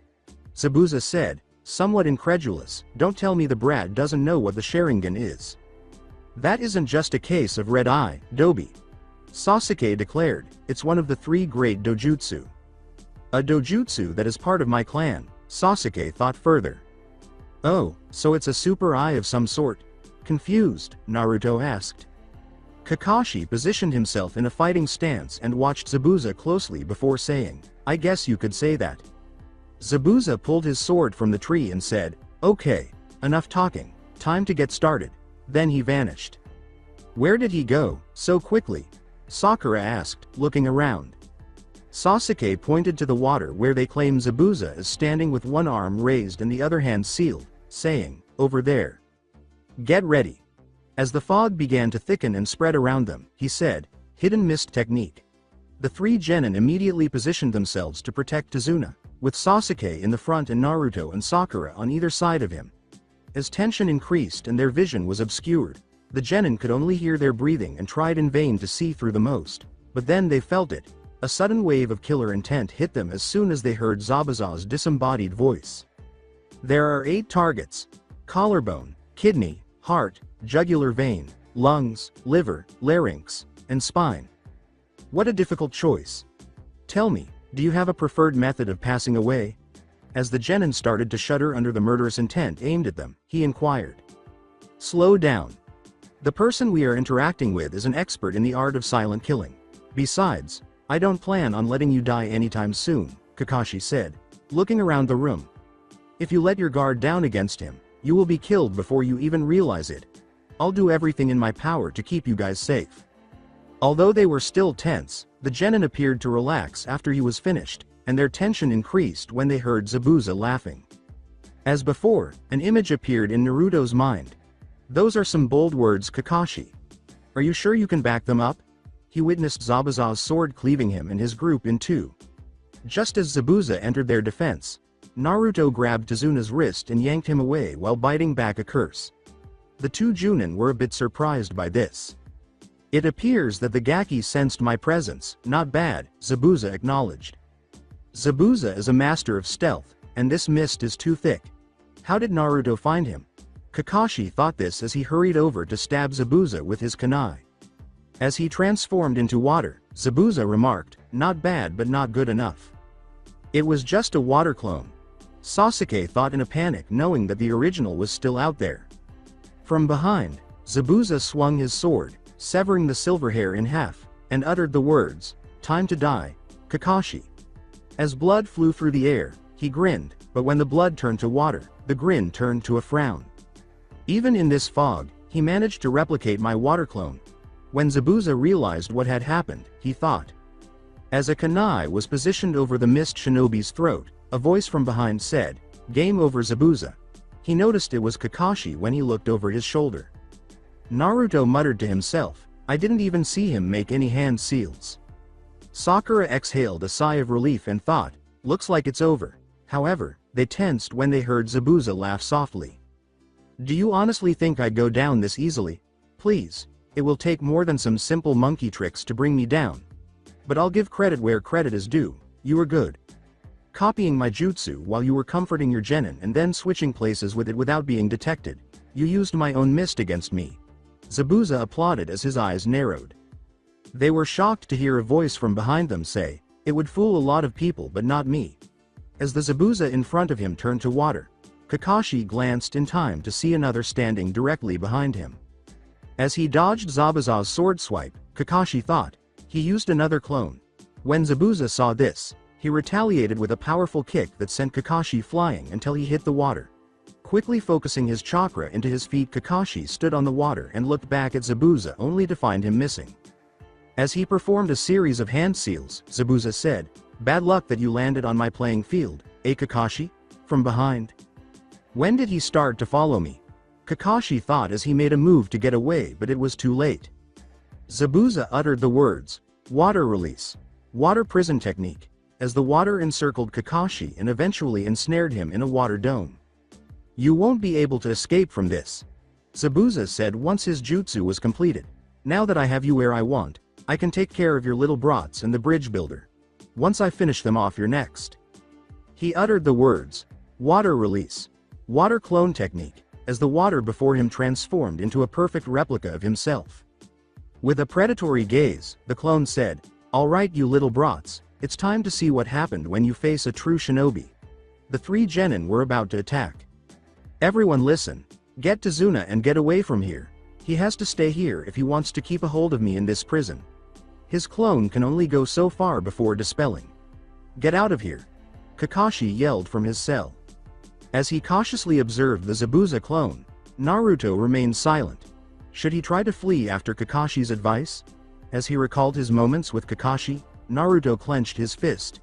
He had some respect for the man, even though he didn't know much about him because he avoided discussing his private life. He never saw hatred or disgust when he looked into the masked Junin's eye. He was never mistreated by Kakashi. Instead, he treated him the same as the other members of his team. Those who disobey the law are trash, but those who desert their fellow citizens are even worse than trash. He didn't know why Kakashi's words floated in his mind, but they applied nicely in this situation. While he didn't feel close enough to the man to call him a friend, he was still a part of his team. Naruto stepped forward, keeping a close watch on the clone, and said, "I'm afraid I can't do that, Hitaki-san. When we first formed this team, you told me that only those lower than trash abandon their comrade. As long as I wear this forehead protector, then you are a comrade." "Get out of here, Naruto. Now isn't the time to play hero," yelled Kakashi from his prison cell. "I already told you my decision. Besides, what's the point? Zabuza could just kill you and then come after us." Naruto made the point. Naruto reasoned, "My best bet is to figure out a way to get him out of the water prison and free Hitaki so he can defeat Zabuza. This kid has guts. I like him." The Zabuza clone said as Naruto raised his arm and shot out a chakra chain that was heading right at the clone at high speed. As he titled his head away from the chain, the clone asked inquisitively, "What's this?" However, the chain continued on its way to the original. The original Zabuza grabbed the chain before it struck him and remarked, "So you bypass the clone and aim for the original? Pretty smart Gaki, but it's not enough." Then, as the clone readied its sword to sever Naruto in two, he drew it back, the strength drawing Naruto in its direction. When Naruto saw this, he lifted his other hand and swung it at a tree, wrapping it around the trunk to stop him before the sword could reach him and hit the ground in front of him. Then, to everyone's surprise, Naruto lifted his leg and swung another chain around the clone's neck, shooting it out of his foot. With a sly grin, Naruto brought the chain tight with a forceful sweeping motion with his leg, crushing the clone's neck before it was reduced to a pool of water. As he made another clone, Zabuza exclaimed, "Oh ho ho, what's this? Looks like you have more skills than I thought." Following that, the clone charged, saying, "But you'll still have to do better than that." Sasuke launched a massive fireball at the clone and said, "Don't forget about me." Fire release. Great fireball technique. Just as the clone was about to dodge, it glanced at Naruto without meaning to. Naruto's temporary paralysis technique caused the clone's body to freeze, then turn to water when the fireball ejected it. When did Naruto find out about that? If Sasuke's frown was any indication, it appeared to be an inadvertent use of teamwork, but Kakashi thought as he watched his students feel a sense of pride. Is there another jutsu that the Dobi knows? Sasuke's eyes narrowed as Naruto produced a shuriken and hurled it, thinking, "Damn it, where did he learn it?" Naruto uttered the words, "Shadow Shuriken Technique," as the lone shuriken multiplied into 20 that were on their way to Zabuza. Zabuza laughed and swung his sword, smashing it against the water he was standing on to create a huge wave that swept the shuriken away. "You think that this will hit me?" he asked. After the wave passed, he noticed Naruto staring at him directly while he performed the required hand seals. Like the clone Zabuza, he said, "Temporary paralysis technique," and his body froze. Naruto swung both arms, 4 chains flying from his hands, thinking, "I better make this count because I won't be able to hold him for long." He declared, "Chakra chains. Octopus strike."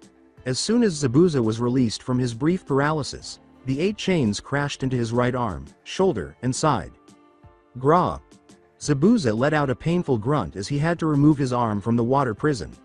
Since he was no longer in contact with the water prison, Kakashi was released by the water becoming normal. As he looked at Zabuza, who was attempting to wash away the pain he was experiencing by waving his arm slightly, Kakashi remarked, "Good job, Naruto. Go back to the others while I finish this." Those chains were a powerful weapon. With one eye on Tazuna and the other on the battle in front of him, Naruto walked back towards the others and said, "Got it." Sasuke took his place and said, "Dobi, where did you learn those jutsu?" Without even glancing at the Uchiha, Naruto declared, "Now is not the time for your petty jealousy. In case you've forgotten, we have a skilled Junin with a giant as sword trying to kill us." After giving him a brief glare, Sasuke turned back to the battle in front of him and grunted in frustration. "Your kid isn't half bad, Kakashi, but I won't be falling for that again, so once I finish you off I'll get back at him," said Zabuza. "You talk like you'll be able to defeat me. I won't fall for the same trick twice," Kakashi replied. As Zabuza performed a series of hand seals, Kakashi imitated his words, "Whatever, it's about time for you all to die." They both uttered the words, "Water release. Water dragon bullet technique," as the water surrounding them started to rise into the air and eventually took the form of a dragon. As the water poured down on the Genin and Tazuna, the 2 dragons roared fiercely and charged at one another. Zabuza wielded his enormous blade, and Kakashi drew a kunai as the dragons charged. The air was filled with the sound of metal clashing as the 2 charged at one another, sending sparks flying. Naruto was unable to stop staring at the fight from where he was standing. This fight is unlike any he has ever witnessed.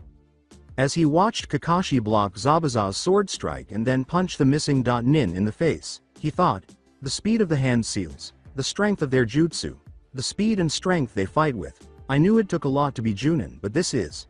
The missing nin kicked him in the chest, sending them flying away from each other. A determined expression appeared on Naruto's face as he clenched his fist. He told himself, I will get to this level one day and then I will surpass it. Zabuza started to notice something while he was fighting. As he started going through another set of hand seals, he saw that Kakashi was following suit. He thought bitterly, he's copying my movements with that damned eye of his. Just copying me won't matter in the end. To Zabuza's surprise, Kakashi said, won't be enough to defeat me. What? Don't tell me. After observing Zabuza's brief pause, Kakashi increased the speed of his hand seals and said, that he read my mind. Your mind tricks won't work on me, Zabuza exclaimed as he returned to his hand seals, but he stopped abruptly upon noticing a human figure appear beside Kakashi.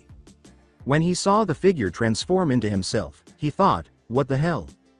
Kakashi concluded, water release, great waterfall technique, as the water rushed around him and then struck Zabuza, who gave a painful grunt as it struck him. He kept getting pushed away by the water until he struck a tree. Zabuza, gasping for breath, hardly blinked before kunai stabbed him in the arms and legs.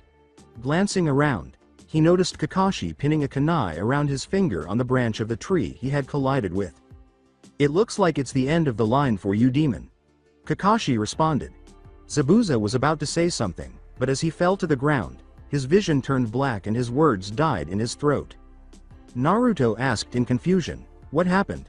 Until he saw that the missing nin had 2 needles stuck in his neck. He glanced around and arched an eyebrow when he noticed a boy in a mask standing on a tree branch. The boy appeared to be around his age. The masked boy said in a soft, gentle voice, thank you for helping me deal with him. I have been after him for some time, but he proved to be a difficult target. After giving a nod, Kakashi approached Zabuza's fallen body and felt for his pulse. Feeling nothing, he got up and faced the boy in the mask. You mask, if I had to guess I would say you are a hunter.nin from Kiri, Kakashi replied. Before leaping in Zabuza's direction, the masked shinobi said, you would be correct. After picking up the body, he faced the Konoha group. Now if you'll excuse me, I must dispose of the body. A few nearby leaves scattered in the air as the boy disappeared in a swirl of mist, and Kakashi covered his Sharingan. Kakashi grinned and said, well, now that that's over with, we can be on our way. After taking one step forward, he fell face first to the ground. Naruto approached the silver-haired Junin and asked, you trip or something Hitaki-san? Kakashi moaned, that battle took a lot out of me. My body is too worn out. He thought wearily, I guess I'm not used to using the Sharingan for extended periods of time. As Tazuna assisted Naruto in lifting the man and dragging him away, he said, come on. You can rest once we get to my house. The home of Tazuna, Tsunami. I'm home, exclaimed the bridge builder as he opened his home's door. Before they saw a young woman, they heard footsteps shuffling. Father, you're home, she exclaimed, beaming broadly, and gave the old man a hug in return. Tsunami noticed the shinobi simply standing there when she peered over her father's shoulder. After letting go of her father, she asked, who are our guests? And peered curiously at the group. As she bowed to them in greeting, Tazuna explained, these are the shinobi from Konoha that I hired to protect me. She smiled and said, thank you for keeping my father safe. Naruto pointed to the still tired Kakashi who was leaning on him and said, no problem, but can we come in? Not to be rude or anything, but he's a lot heavier than he looks. Kakashi said wearily, now why would you say something like that? That really hurt my feelings. As she allowed the group to enter the house, she said, oh of course, please come in. Naruto then dumped Kakashi on the couch. With a dry tone, Kakashi said, thanks for that. Naruto shrugged as he located a chair to sit on and said, don't mention in Hitaki-san. As she walked out of the room, Tsunami said, I had to make extra food for dinner because I wasn't expecting any guests. Tazuna walked out of the room and said, and I think I'll go look for my grandson. As he gazed at his genin, the fatigue vanished from Kakashi's face. I've been thinking about it for a while, but there is very high chance that Zabuza is still alive. He was serious. Sakura's eyes went wide in panic as she yelled, what? But we barely beat him. Sakura scowled at Naruto as he scoffed, please all you did was stand there. She opened her mouth to speak, but Kakashi's expression stopped her. I have reason to believe that the hunter.nin is actually an accomplice of Zabuza's, Kakashi clarified. With a raised eyebrow, Sasuke questioned, what makes you say that? When a hunter.nin captures a missing .nin, they're supposed to dispose of the body right away, replied Kakashi. Sakura hoped she was correct when she said, so, maybe he just took him away so no one else had to watch him when he did it. She had no desire to confront Zabuza once more. Did you notice what the hunter.nin used to finish off Zabuza? Kakashi responded. The Junin nodded when Naruto responded, those needle things. Yes, but they're called senbon. If used properly, that hunter.nin could have used them to put Zabuza in a death-like trance so we would think he was dead while he took him away so he could recover. Kakashi clarified. As the genin took this in, there was silence in the room. Naruto speculated, so we'll be fighting him again? Kakashi replied, yes, but he'll bring a friend this time. If the hunter.nin is really an ally of his, he'll be joining in the fight next time we face Zabuza. Kakashi shook his head when Sakura said, then what are we going to do? You're bedridden and we're just genin. There's no way we can take on a Junin. With a startled expression on his face, he said, I should be up and running in a week's time. Based on the injuries that Zabuza suffered, he should be the same as well. In the meantime, I think it's about time we up your training a bit. Sakura questioned incredulously, training? You mean you expect us to fight someone like Zabuza? Before turning to face Naruto, Kakashi grinned and said, have a little more faith, Sakura. By the time your training is done you should be able to hold your own. By the way, Naruto, where did you learn those jutsu? I went to the library to pick up a few scrolls. I only learned a few D-rank jutsu though. Naruto explained, omitting the part where he had to use a henge to get to the library to get the scrolls. I figured adding more to my arsenal of jutsu would help up. My chakra chains are pretty strong when used right, but it never hurts to have a backup plan. Decided to take things into your own hands, huh? Pretty good. If you have free time then you may as well spend it improving yourself. Kakashi nodded with approval. The genin started to perspire at Kakashi's casual tone as he said, well, now I guess we should get a start on the training. After all, we have a dangerous bloodthirsty shinobi to deal with. Hitaki.san, I understand that you are an experienced Junin, but how the hell is climbing trees supposed to help us defeat a dangerous opponent like Zabuza? Naruto was staring at him. With his usual grin, Kakashi said, Mo, when are you going to start calling me sensei? Naruto responded with ease, I already told you, when you actually teach me something worthwhile. Sakura added, not following Kakashi's path, he has a point, sensei. What good is climbing trees going to do? We already know how to do that. Drawing perplexed expressions, Kakashi explained, well, this is going to be different. You're not allowed to use your hands. Incredulous, Sakura questioned, what do you mean? What I mean is that you will be climbing the tree with nothing but your feet and chakra. Kakashi replied. Naruto pondered this for a while before coming up with a question. He inquired inquisitively, is this anything like when you were walking on water against Zabuza? Very good, Naruto. Water walking is actually a more advanced form of tree walking, Kakashi replied. I get how water walking could be useful, but what's the point with tree climbing? Asked Sasuke. As the genin watched Kakashi climb the tree without his hand and hang upside off the branch, he explained, this is a good chakra control exercise. The idea is gathering enough chakra at your feet and then using it to cling onto the tree. While clinging to solid surfaces is a useful ability, the main thing this exercise does is give you better control. The more control you have over your chakra, the more efficient you are with your jutsu. Kakashi threw 3 kunai in front of the genin and said, since this is your first time trying this exercise, I would recommend a running start. Use that to mark your place, that way if you slip you'll have a reminder of your last place. After giving a nod, the genin collected their chakra at the sole of their feet and dashed in the direction of their own tree. Before losing control and being dragged back down by gravity, Naruto and Sasuke traveled roughly the same distance. This caused Naruto to scowl before gathering more chakra around his feet. He tried it again after modifying his storage capacity and grinned with satisfaction when he realized he could go a little further than before. When he heard Sasuke curse, he arched an eyebrow. It appears that he lost control much sooner than his initial attempt. A voice from above said, this is a lot easier than I thought. Sakura was seated on the topmost branch of her tree when they looked up. Well, this is interesting. Looks like the lone female of our group was able to surpass you two in this exercise, Kakashi said. Shouting, Sakura said, "Shut up, sensei." She hoped that Sasuke would be impressed by her, but judging by the frown on his face, it appeared that her plan had failed. She would undoubtedly find this easier. The more chakra you have, the harder control you'll have, Naruto thought, recalling one of the scrolls he had read. Her chakra reserves are much lower than ours. He was determined to reach the top before the end of the day, so he ran in the direction of the tree for his third attempt. As he left his genin to train, Kakashi remarked, "It looks like you two are going to be busy.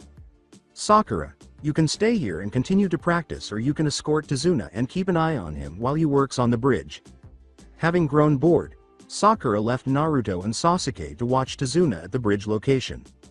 Later that day, Sasuke and Naruto came home exhausted. They noticed that everyone had taken their seats at the table and was getting ready for dinner. As they sat at the table, he said, "Oh, you guys are back. Have you finished already? I was able to make it to the top a few times. Pretty soon I should be able to walk up the tree without a running start," said Naruto. After giving a nod, Kakashi turned to face the frowning Uchiha. "And you, Sasuke?" He took a bite of his dinner and grunted, "HN." Naruto grinned and replied, recalling a particularly unpleasant fall in which Sasuke hit the ground face first. He's just upset because he could only make it halfway up before he lost control and fell of the tree. Naruto got lost in thought as the small group started talking. He felt the need to find a way to make his chakra chains more offensive, even though he loved them. He suddenly recalled his conflict with the demon brothers. They used a shuriken chain and gauntlets as weapons during their battle, which made Naruto think. Was it possible for him to change his chakra chains into shuriken chains? Or perhaps he could affix a blade of some kind to its end. Since they were composed of his chakra, he ought to be able to modify them somewhat with a little more control, right? Inari chose to express his thoughts after seeing the Konoha shinobi, as a flurry of options flooded his mind. The young boy said in a deadpan voice, "I don't see the point in training." Naruto responded, staring at the boy as though he were a fool, "The point of training is to get stronger. It doesn't matter how strong you are, in the end you'll only get yourself killed." Inari glared back. With a raised eyebrow, Naruto said, "So what? You want us to leave your grandfather to the wolves so we can save ourselves?" Which made Inari stop thinking. Although he did not wish for his grandfather's death, he detested the shinobi's indifferent attitude toward the entire Gato situation. Naruto said, irritated, "Thought so. Why don't you do us all a favor and shut up?" Sakura reprimanded, "Naruto, don't talk to him like that, he's just a kid," instead. "What? Don't act like you aren't thinking the same thing. We've been here for 2 days and he's done nothing but complain about how unlucky and unfair his life is. I mean, yeah, what happened to Wave sucks, but sitting around and whining about it isn't going to help. If he wants things to change, then he has to get up and actually do something." Naruto replied with seriousness. "You have no right to talk to me like that. You have no idea what I've been through. The man I considered a father was killed in front of me sticking up for what he believes in," Inari screamed. After a minute of silence, Naruto finally spoke. With everyone but Kakashi staring at him in disbelief, he asked blankly, "Is that it? Is that it? How can you say that? I guess I should have expected that from someone like you though. Someone who doesn't even know the meaning of the word suffer." Inari looked annoyed at Naruto. Looking at Naruto, the room wondered what he would say. His expression was utterly emotionless as he gazed at Inari, who was starting to wriggle slightly under his scrutiny, until a tiny smile formed on his lips. Then, to everyone's surprise, he started laughing, but it was a hollow, bitter laugh that made everyone shudder. He stopped laughing and fixed Inari with a gloomy grin, his icy blue eyes seemingly peering right through the boy. "That's a good one, kid. I don't know what it means to suffer. Please, if you look in a dictionary you'll see my picture next to the word. Look around you. You have a mother and grandfather that love you. Guess who I have? Absolutely no one. For all I know, my parents abandoned me because I've been alone since birth. While you received the love of a family, the only thing I got were lies, hatred and isolation." Naruto spoke calmly, but his gaze displayed his true emotions. "You said that I don't know what you've been through, but the truth of the matter is that you aren't the only one who suffers in their life. The only difference is that while you're sitting here throwing a pity party, I'm out there fighting." As everyone watched, Naruto got up and started to leave, but he paused at the door and glanced back. You said your father died because he fought for beliefs, but look at you. Just sitting there judging those who are doing what you're too scared to do. Pathetic. He responded and then left. He might as well test his chakra chain theory. There was a tense silence in the room before Sakura decided to speak. Not knowing how to put it, she trailed off. I know Naruto's changed since he became a genin, but that was. With a sigh, Kakashi turned to face the astonished bystanders. I'm sorry about that, but Naruto has had a very difficult past. He offered an apology. Hesitantly, Tsunami questioned, what did he mean when he said he only got lies, hatred and isolation? Kakashi responded solemnly, unwilling to elaborate. What he means is that Naruto basically raised himself. He had no family, no friends, and no answers to why he had such a difficult life. The following morning Naruto opened his eyes and closed them again as he woke up to the sound of birds chirping. He looked around, trying to understand why he was sleeping in the middle of the forest, and rubbed his eyes until they adapted to the light. Then I remembered what had happened last night. He recalled speaking with Inari before rushing off to train with his chakra chains until he passed out from exhaustion. When he heard something, he loosened his tense muscles by stretching a little. He turned to see a young girl enter the clearing wearing a pink kimono and sporting long black hair. When she saw him, she blinked in surprise before grinning. He frowned as she said, "Hello," in a soft, gentle voice. He gave a little smile and shook off the feeling that he might have heard that voice before.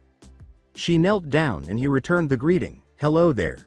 She took out some sort of herb and put it in the basket she was holding, saying, "It looks like you have just woken up. That's pretty dangerous, you know. You might have caught a cold or something." "Oh yeah, I was training a bit and I guess I lost track of time," he acknowledged. He considered returning to Tezuna's house, but decided to hold off. He didn't want his teammates questioning him. Even those who say they don't care about him can occasionally be incredibly nosy. With curiosity, the girl questioned, "Training? For what?" The simple response from Naruto was, "I'm a shinobi." As she noted, "I see. But that really doesn't answer the question, Shinobi-san." Naruto repeated, "What do you mean? I just told you I train because I'm a shinobi." The girl simply shook her head. "No, I mean, for what purpose do you train? Is there someone important in your life who you wish to protect, or do you want to get stronger for fame?" she inquired with interest. Naruto remained quiet while he considered his response. He gave the girl an honest response that confused her. "I used to care about how people saw me, but now I don't really care what they think of me. As for people that are important to me, I don't know." "What do you mean you don't know? There used to be someone who I considered important, but it turned out he lied to me my whole life. Now I find myself questioning everything. Why did he lie to me? What other secrets is he keeping from me? The only reason I'm a shinobi now is because it's the closest thing to a purpose I have at the moment." Naruto spoke quietly as he gazed at the sky. He used to think of the Sandaime Hokage as a grandfather, but after finding out about the Kyuubi and the fact that he hasn't told Naruto yet, he simply stopped knowing. He could not call anyone in Konoha a friend, either. The only people he was closest to were friendly acquaintances, and even then, they were few in number. "I see, I was once like you, alone without a purpose. But then I met someone who saved me from my own personal hell, and ever since I have considered him my most precious person, someone who I would give my life for without a moment's hesitation," Haku clarified, sympathizing with Naruto. The only thing he said was, "I see." The girl smiled, her eyes glazed as she looked back at the past, and she said, "I think that when someone is protecting someone they love, they become as strong as they need to be." Naruto smiled wistfully and said, "I honestly wouldn't know, but it does sound nice. I hope that one day I can find someone precious to me." She got up to go, saying, "I hope so too, Shinobi-san. Now, if you'll excuse me, I must be going." The girl simply gave him a funny look when Naruto said, "Thank you, but my name isn't Shinobi-san, it's Naruto. You're a lot different from the other girls I've met." The now identified boy said, "Very well, Naruto-san. My name is Haku, and I'm a boy." Naruto maintained his composure, but he was mentally stunned. The only thing that came to mind was, "My bad." Haku laughed and walked out of the clearing, leaving Naruto stunned. Naruto shook his head and muttered, "And to think he's prettier than Haruno."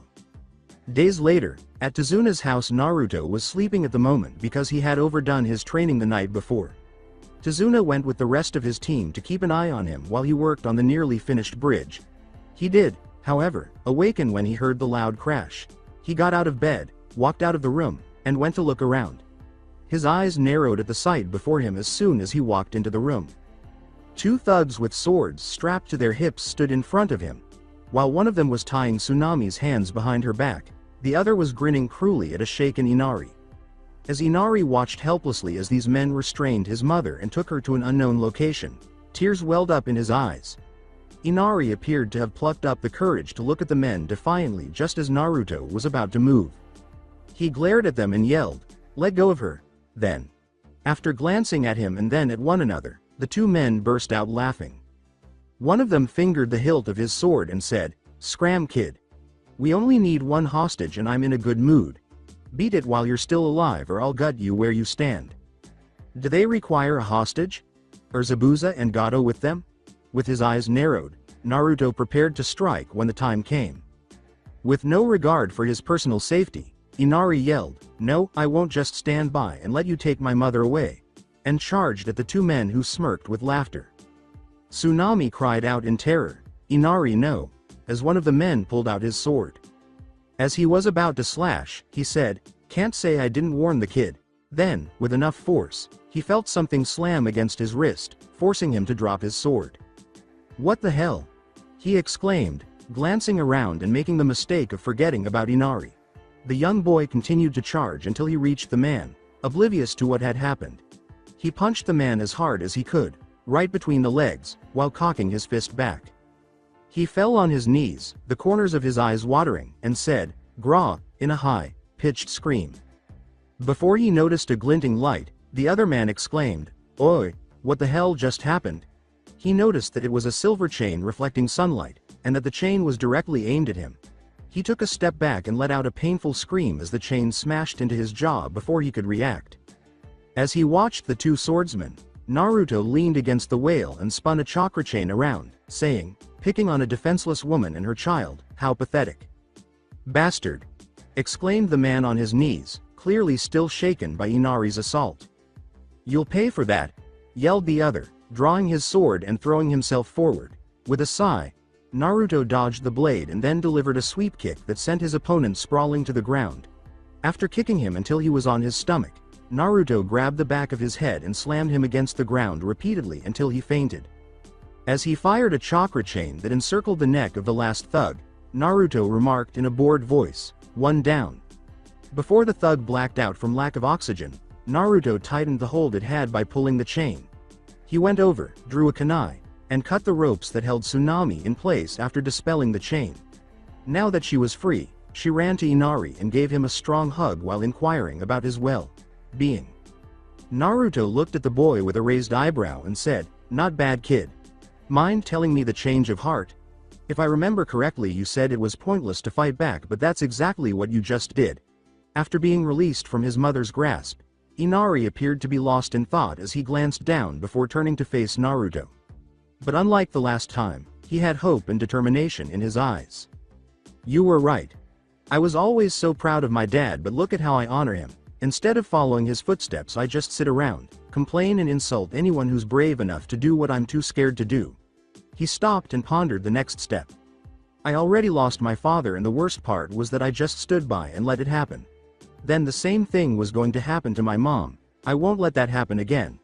I refuse to just stand by as the people I care about suffer." Naruto listened to the boy's speech in silence while he stood there. After finishing, he ruffled Inari's hair and let a tiny smile spread across his face. "You used to annoy the hell out of me with your doom and gloom attitude, but you know what? I may be starting to like you.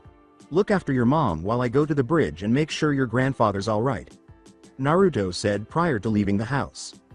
"Make sure you kick the bad guys' asses," Inari yelled, following him.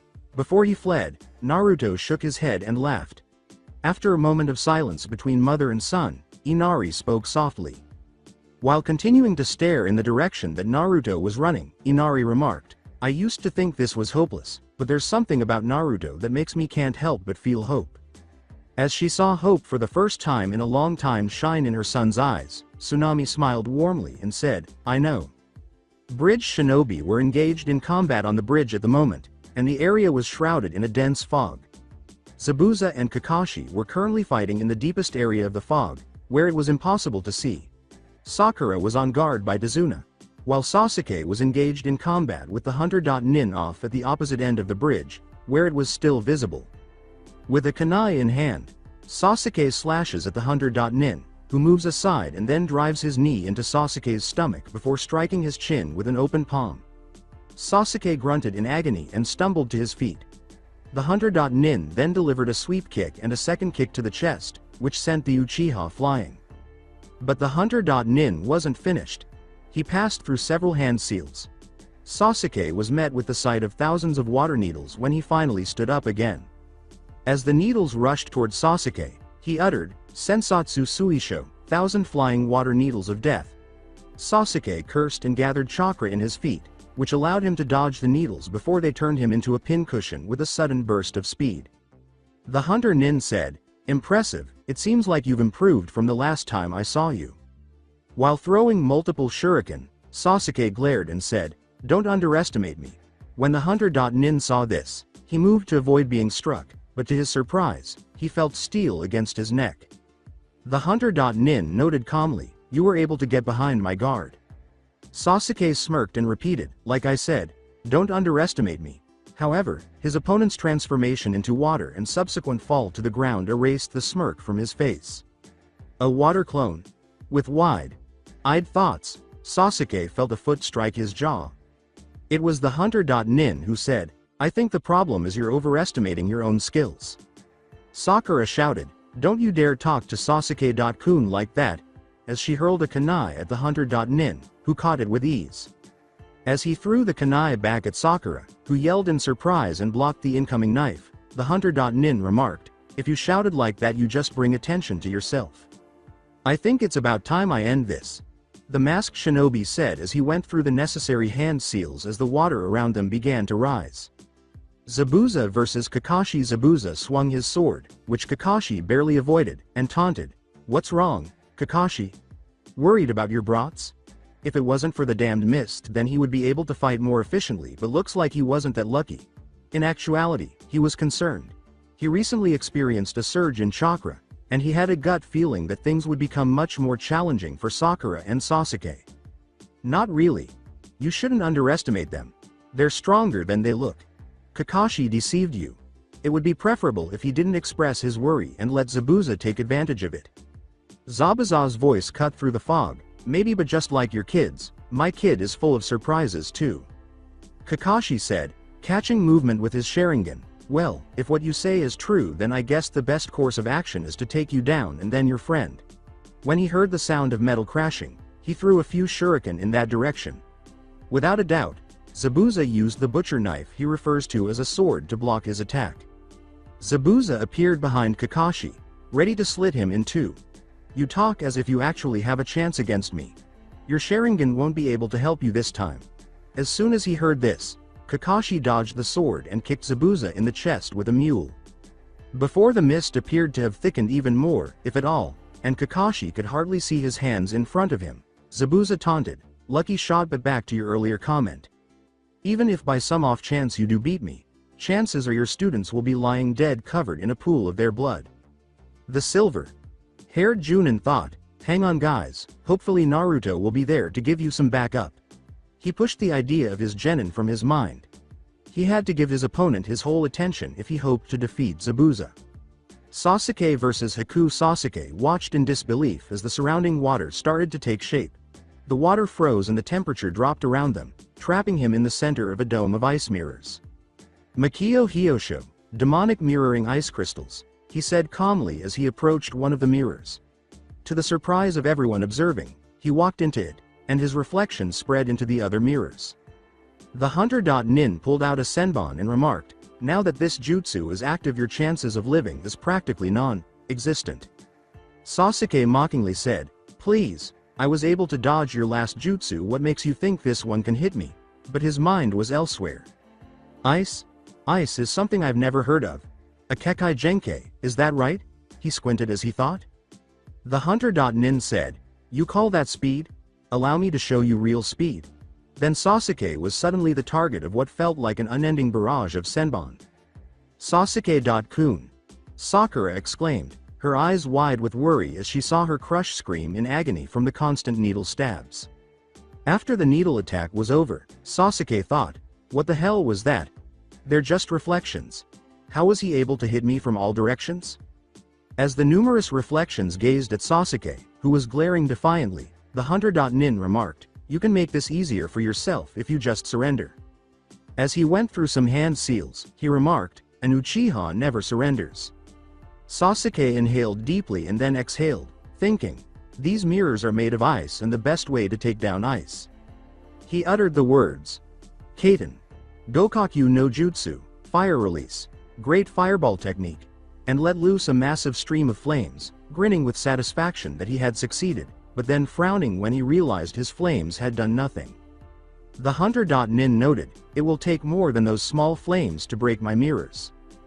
Damn it. Sasuke swore as he started to look around, anticipating his opponent's counterattack, and he was right. The next thing he knew, he was being bombarded with needles, though he managed to detect an odd blur. As he collapsed onto his knees, suffering, Sasuke exhaled, I won't lose here. The hunter.nin stepped out of a mirror and stalked over to his fallen enemy, saying, I would have liked to avoid killing you if possible, but it looks like you leave me no choice. He reached for the Uchiha to kill him, but felt a fist strike the side of his head. When they turned to see Naruto standing in the dome, his eyes fixed on the masked shinobi, a new voice said, I don't really like him either, but I can't just stand by and let you kill my teammate. Naruto, Sasuke said, getting back up on his feet despite having slightly unsteady legs. Naruto glanced at his teammate and then back at the hunter.nin, saying, Uchiha, it looks like you could use a hand. Sasuke sneered, please, I had everything under control. He would have appeared more credible if he hadn't resembled a human pincushion. As their adversary entered the mirror, Naruto remarked icily, I can tell. Why don't you just melt these mirrors?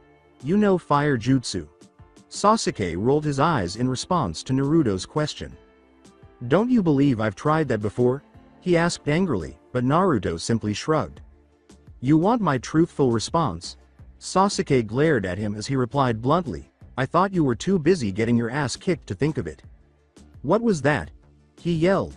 Naruto gave an honest response, saying, that's what it looked like when I got here. Well, that's definitely not true. Sasuke continued to glare as he spoke. Naruto sarcastically remarked, of course, because you had the situation under complete control. The hunter. Nin's voice cut through their argument, saying, if you two are done. Then they heard another wave of needles approaching. Naruto made 2 chains, one in each hand, and started swinging them around, knocking away as many senbon as he could, but some managed to get past his defense and hit him. Sasuke was looking around, and just like before, he saw a blur and nearly recognized it. Trying to follow the ever-moving blur, he thought, if I had to guess, I'd say that was a person. The blur vanished as soon as the needles stopped. Naruto grunted and said, that was not fun. How many chains are you able to make at once, Dobi? Sasuke inquired. Why a bunch? Raising an eyebrow, Naruto inquired as to his teammate's whereabouts. The next time he fires his senbon, I want you to make as many chains as you can in every direction, Sasuke clarified. They didn't have to wait long for the next attack, so Naruto said cautiously, okay. He squatted down a little to practice his new move. Yasei Chen Kiron, Wild Chain Frenzy, he said as several chains shot out of his arms, legs, and back, but this time they were different and had kunai attached to the end instead of regular chains. Sasuke began to look around, ignoring the stray senbon that struck him, and noticed that the same human-shaped blur was weaving around the chains. Suddenly, Naruto started moving his body, which caused the chains to move in a more erratic pattern, causing the blur to weave and turn as the number of needles decreased. Sasuke's eyes, which were normally onyx, turned blood red with 2 tomo around his pupils, but Naruto was too preoccupied with his chains and the hunter.nin with dodging to notice him. As he recognized the blur he had been seeing as the hunter.nin, Sasuke thought, so that's how this technique works. He doesn't attack from the mirrors, but instead he moves at such high speed he made us think he was still in the mirrors. Your trick is no longer effective. Their masked opponent was able to turn his body when Sasuke yelled and threw a kunai where he thought the hunter.nin would be. The kunai only touched his shoulder before vanishing into one of the ice mirrors. The hunter.nin analyzed the Uchiha, and his mask was the only thing concealing his shock. His eyes, he's developed Sharingan. He thought, that last attack wasn't a lucky shot. He was able to follow my movement and hit me. Naruto surprised the Uchiha by pointing out, "Yo Sasuke, your eyes are red." He smirked with satisfaction, thinking, what? I have the Sharingan. He had taken a step toward his objective. Sasuke bragged as he gazed at one of the numerous reflections, "Now that I can keep up with your movements, you don't stand a chance." Before he looked at Naruto, the hunter.nin thought, this isn't good. Now that he has the Sharingan, things have gotten more difficult. But just because he can see me does not mean his teammate can. Sasuke's eyes widened as he charged at the blonde, and before he could even think, his body reacted, causing him to jump in front of Naruto and take the full force of the attack, screaming in agony as his body was repeatedly stabbed with senbon before toppling over. Naruto watched in awe as all of this happened, and when he looked down, he saw that Sasuke's breathing had become labored and his eyes had started to sag as his Sharingan had returned to its typical onyx hue. Sasuke exhaled sharply and said, "To think I would sacrifice my life, my revenge, for you." Why? Naruto, who had never gotten along with Sasuke, was shocked to see him sacrifice himself in this way, and that was all he could ask. "We're even now after you saved me from the demon brothers earlier." Before closing his eyes, Sasuke said in a feeble voice, "Don't think this means, I like you or something.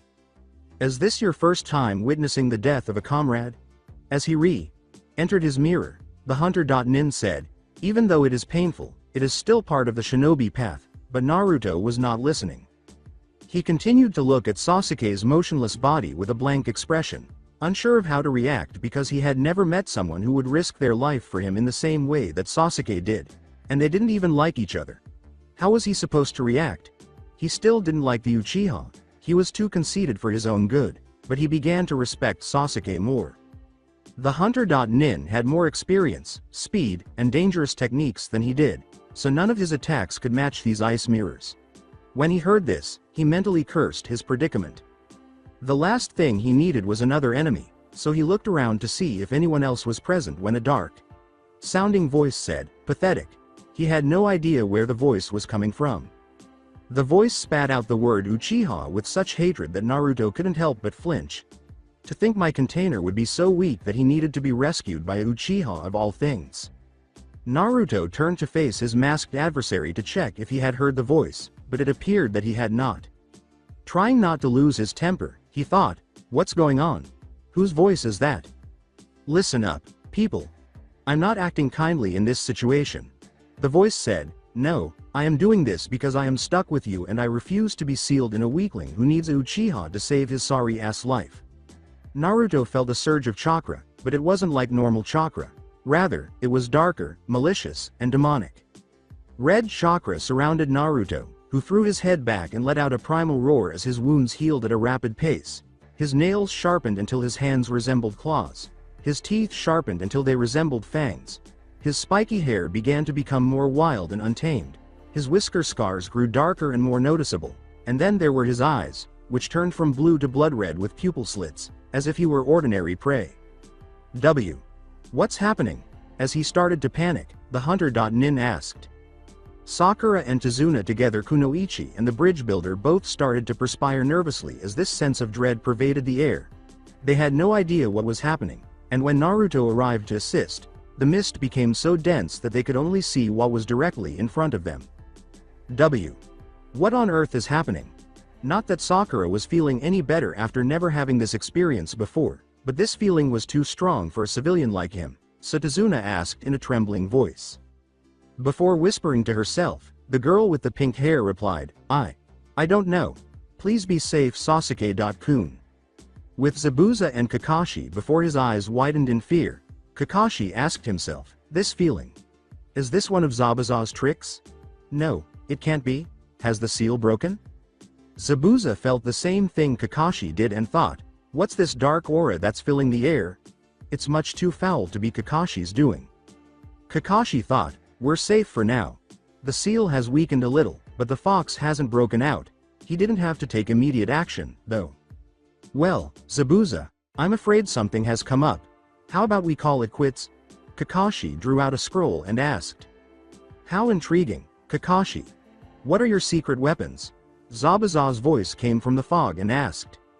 Alongside Naruto, after scanning the area with his blood-red eyes and then relaxing at one of the mirrors, Naruto let out a primal roar that was infused with the red chakra, which blew back the needles. The hunter.nin saw this and threw a few senbon in an attempt to stop him, but it was ineffective. It's unbelievable that he used only chakra to deflect my attack. Who is he? He doesn't look like the serene boy from before. Instead, he looks like a bloodthirsty animal.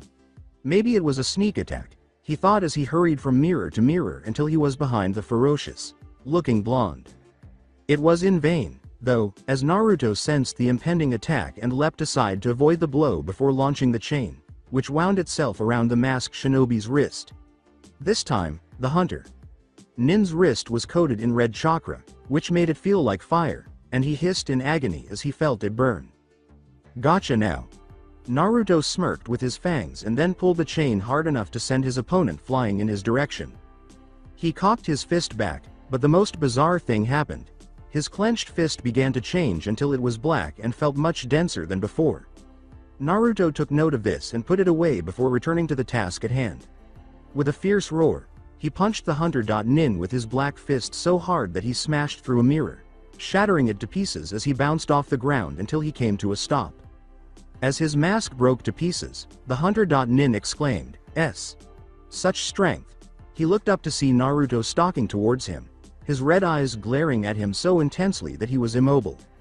Naruto frowned down at his opponent, unable to get rid of the sensation that he recognized the face. Where had he seen it before? The hunter.nin uttered the words, "F. Finish me." That one blow was enough to reduce me to such a state. That guy from the forest is you. When Naruto finally remembered him, his red eyes returned to their typical blue color. The one picking herbs, Haku. Why do you not attack me? You will only be killed if you show mercy to an enemy, Haku declared. Why? In an attempt to piece things together, Naruto remarked, I never would have imagined that guy the first met in the forest would be an accomplice of Zabuza. He explained, it is because, Zabuza Sama is my precious person. Naruto's eyes widened. How? It was difficult for Naruto to comprehend how the demon of the bloody mist became Haku's treasured person after seeing Zabuza, but he didn't think it was fair to judge someone before getting to know them. As I previously mentioned, I was alone and aimless. No one to live for, and nothing. I have let him down after he saved me from my loneliness. Before turning to face Naruto, Haku smiled sadly and said, Please finish me, Zabuza. Sama has no use for a broken tool like myself. You and I are not so different, but while you have not found your precious person, I have, and I have failed him. So, please, get me done. Do you really want that? Quietly, Naruto inquired. The only response he received was, yes. Haku closed his eyes and prepared for death as Naruto drew out a kunai and said, Very well. I hope that you are able to find someone you consider precious, he concluded. As he attacked, Naruto said, You and me both, Haku, goodbye. Then they heard laughter and lightning. With wide eyes, Haku thought, that sound, it's coming from Zabuza Sama's location, and grabbed Naruto's wrist to halt his attack. Before he vanished in a flash of speed, Haku said, Pardon me, Naruto-san, but it looks like I may still be of use. Break in line. Zabuza, it's time to die. As he charged at the missing nin, his hand engulfed in lightning, Kakashi said, Raikiri, lightning cutter. Zabuza cursed as he saw Kakashi coming toward him. Earlier, Kakashi had used some weird summoning technique that had dogs biting into his limbs to keep him in place. When Kakashi arrived at him, he lunged, his lightning covered hand splattering blood everywhere, and his eyes widened as he turned to face his opponent. Instead of Zabuza, a small boy was standing in front of him, with his arm inserted through the boy's chest, where his heart was. Is it time to pass away, Kakashi? From behind the boy, who was not at all alarmed that his partner had been killed in front of him, a blood Zabuza said, Looks like you're wrong again. Both Junin were low, and chakra and the mist cleared, allowing Naruto to see them. His eyes widened when he saw Kakashi's hand pierce Haku's chest, but what shocked him the most was that Haku was grinning. Naruto asked himself in his head, "You gave up your life for this man. And you managed to do it with a smile. He truly meant a lot to you, huh, Haku?" But scowled when he heard Zabuza laugh softly. As the dog summons that was holding Haku down vanished in a cloud of smoke, Zabuza exclaimed, "Hehe, good job, Haku. It looks like I really found a treasure in that gutter. To think that he would allow me to put an end to this conflict," he said, reaching for his blade and getting ready to slit Haku's body in order to reach Kakashi. When Kakashi saw this, he swiftly withdrew his arm from Haku's chest and grabbed it before it hit the ground, jumping out of the way just before the blade could hit it. Kakashi put the corpse on the ground and closed his eyes before turning to face Zabuza. Naruto, however, was furious and was about to speak when someone called out to him. "You're okay, Naruto." "Sasuke-kun, where are you?" Sakura shouted with a smile, thinking that if Naruto was okay then Sasuke was too. She frowned when Naruto refused to look at her. Naruto. Unable to stand the silence any longer, the blonde simply gestured toward the fallen Uchiha without saying anything. When she saw the Uchiha's condition, she broke down in tears and ran to the battleground. In the meantime, the battle between Kakashi and Zabuza became one-sided. No matter what he did, Zabuza was unable to hit his opponent. He swung his blade, but Kakashi ducked out of the way and counterattacked by stabbing his opponent in the shoulder with kunai knives, rendering them useless. "I think you might as well quit." Zabuza attempted to move his arms but was unsuccessful. Kakashi advised, "You can't beat me in your current state." Observe the large, evil demon in the fog. The shinobi turned to see Gato and a sizable gang of bandits. "To think that you would be reduced to such a state, how pathetic," a new voice said. "Gato, what are you doing here?" Zabuza gave a grunt. "Unfortunately, Zabuza, there has been a change in plans. I'm going to kill you, you see. I don't intend to compensate you for your work. Because no one will care when you die, it's much easier to hire and kill missing nin than to betray shinobi who are still devoted to their village," the businessman explained. "So all along, you were going to betray me?" Zabuza let out a growl. "You appear distressed. How are you going to respond to this? The mist demon?" As the thugs around him laughed in agreement, Gato sneered, "Please, you look as dangerous as a bunny." Zabuza looked at Kakashi and remarked, "Looks like our fight is over." He said, "Looks like it. What are you saying?" Naruto questioned incredulously. "You were attempting to tear each other's heads off a few seconds ago, and now you're just done." Naruto nodded in agreement, but he was still furious as he stared at Haku's lifeless body, wondering if Haku had died for nothing. Their target was Tazuna, but now that Gato is betraying him, he has no reason to go after him anymore, meaning there is no reason for us to continue our fight. Kakashi explained. As he approached the body, Gato smirked after realizing this. "It makes me think." Gato walked towards Haku, grinned cruelly, and then kicked his head, making Naruto growl. "I still have to pay this little punk back for breaking my arm," he said, glancing at his cast-covered arm. "What on earth is wrong with you? He's already deceased." Glaring at the businessman, he yelled. "Slow down, Naruto." Kakashi cautioned, "Don't let your anger get the better of you." Naruto inhaled deeply before turning to face Zabuza, and when he saw the man's expressionless face, his anger returned. "Are you simply going to observe this nonsense from a distance? See what he's doing to him?" Naruto pointed to Gato, who had just spat on Haku. "Why should I care? Remember, he's dead," Zabuza said as he turned his back on the blonde. What sort of response is that? This was the most emotion he's seen in Naruto since he turned into a genin, and Kakashi had to blink when he shot back. "He was you, comrade, you bastard. That scumbag is desecrating his body, and you don't give a damn? Did you not hear me? I used Haku, and Gato used me. Shinobi are merely instruments. Why should Haku's passing make me sad?" In a monotone, Zabuza stated, "He was just another tool, and all tools can be replaced." "Do you truly feel that way?" Zabuza remained silent when Naruto asked in a low voice. "Naruto, stop talking." Kakashi seized Naruto's shoulder, but he shook the hand away, saying, "He is no longer an enemy, so just let it go." Turning to Zabuza's back, Naruto began, "You know, I really envied Haku. He told me about how he had this precious person that meant the world to him, Naruto said. He was able to pass away with a smile on his face because he had saved someone so significant. To think that a cold-blooded monster like you meant so much to him. When you look at his body, do you truly feel nothing? Do you not remember him in any positive way? Although shinobi are tools, humans are ultimately still human. Naruto was shocked to see tears streaming from Zabuza's eyes as he looked over his shoulder and said, "Kid, shut up. You know Haku was too kind for his own good. He detested hurting other people. I'm glad that my last fight was against you guys," he added, tearing at his bandaged mask as he started to eat. "Fighting you and your friends broke his heart. You're right. Regardless of your perspective, we shinobi are still people. I lost almost everything. Do you think you could give me a kunai?"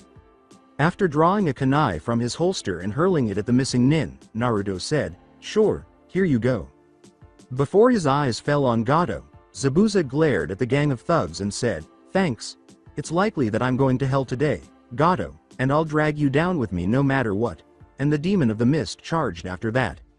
When Gato saw this, he became alarmed and withdrew to the rear of the thugs. "Why are you just standing there? Put an end to him. The boss told you. He has absolutely no chance. It's only one man and he's half dead." As the group readied their weapons, they stopped when they noticed that Zabuza was approaching them without showing any signs of fear, but it was something else that disturbed them. There was an odd aura surrounding Zabuza, and if they didn't know any better, they would have assumed it was a demon. What the devil? Zabuza used the kunai to slit the thug's throat, causing blood to fly in the air because the body was dead before it hit the ground, after one of the bandits muttered, wondering if his mind was playing tricks on him. The next thing Naruto saw was unreal. Despite Zabuza's repeated stabbings, he continued to cut anyone who came close enough to his kunai. His eyes took on a sadistic glee as he gave Gato a ferocious smile before slamming the kunai into his chest. What are you doing, in your opinion?" With blood streaming from his mouth, Gato questioned. "Gato, what are your thoughts? Would you like to go to hell with me? I can truly demonstrate to you why I was dubbed a demon there," Zabuza grunted. Gato coughed, his vision becoming blurry. "If you're in a hurry to die, then feel free, but don't take me with you." Before drawing the kunai, Zabuza snarled, "Sorry, but you're no longer my employer. I no longer have a reason to listen to you." With a single, swift motion, he targeted Gato's neck, and he watched with satisfaction as his head hit the ground with a terrified expression on it. Before fatigue and blood loss overtook him and he collapsed to the ground, Zabuza thought, "Looks like this is it, Haku. For what it's worth, thank you, and goodbye." Naruto's eyes widened as he said, I can't really describe what that was."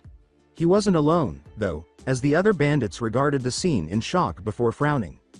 "What the devil? Our paycheck was just destroyed by that jerk," one of them yelled indignantly. "TCH. We'll just have to break into the village, it seems." The others yelled their approval when someone else said, "We should be able to break even if we loot every house and business." As they were getting their weapons ready, another said, "But maybe we should kill you damn shinobi first." "Oh no.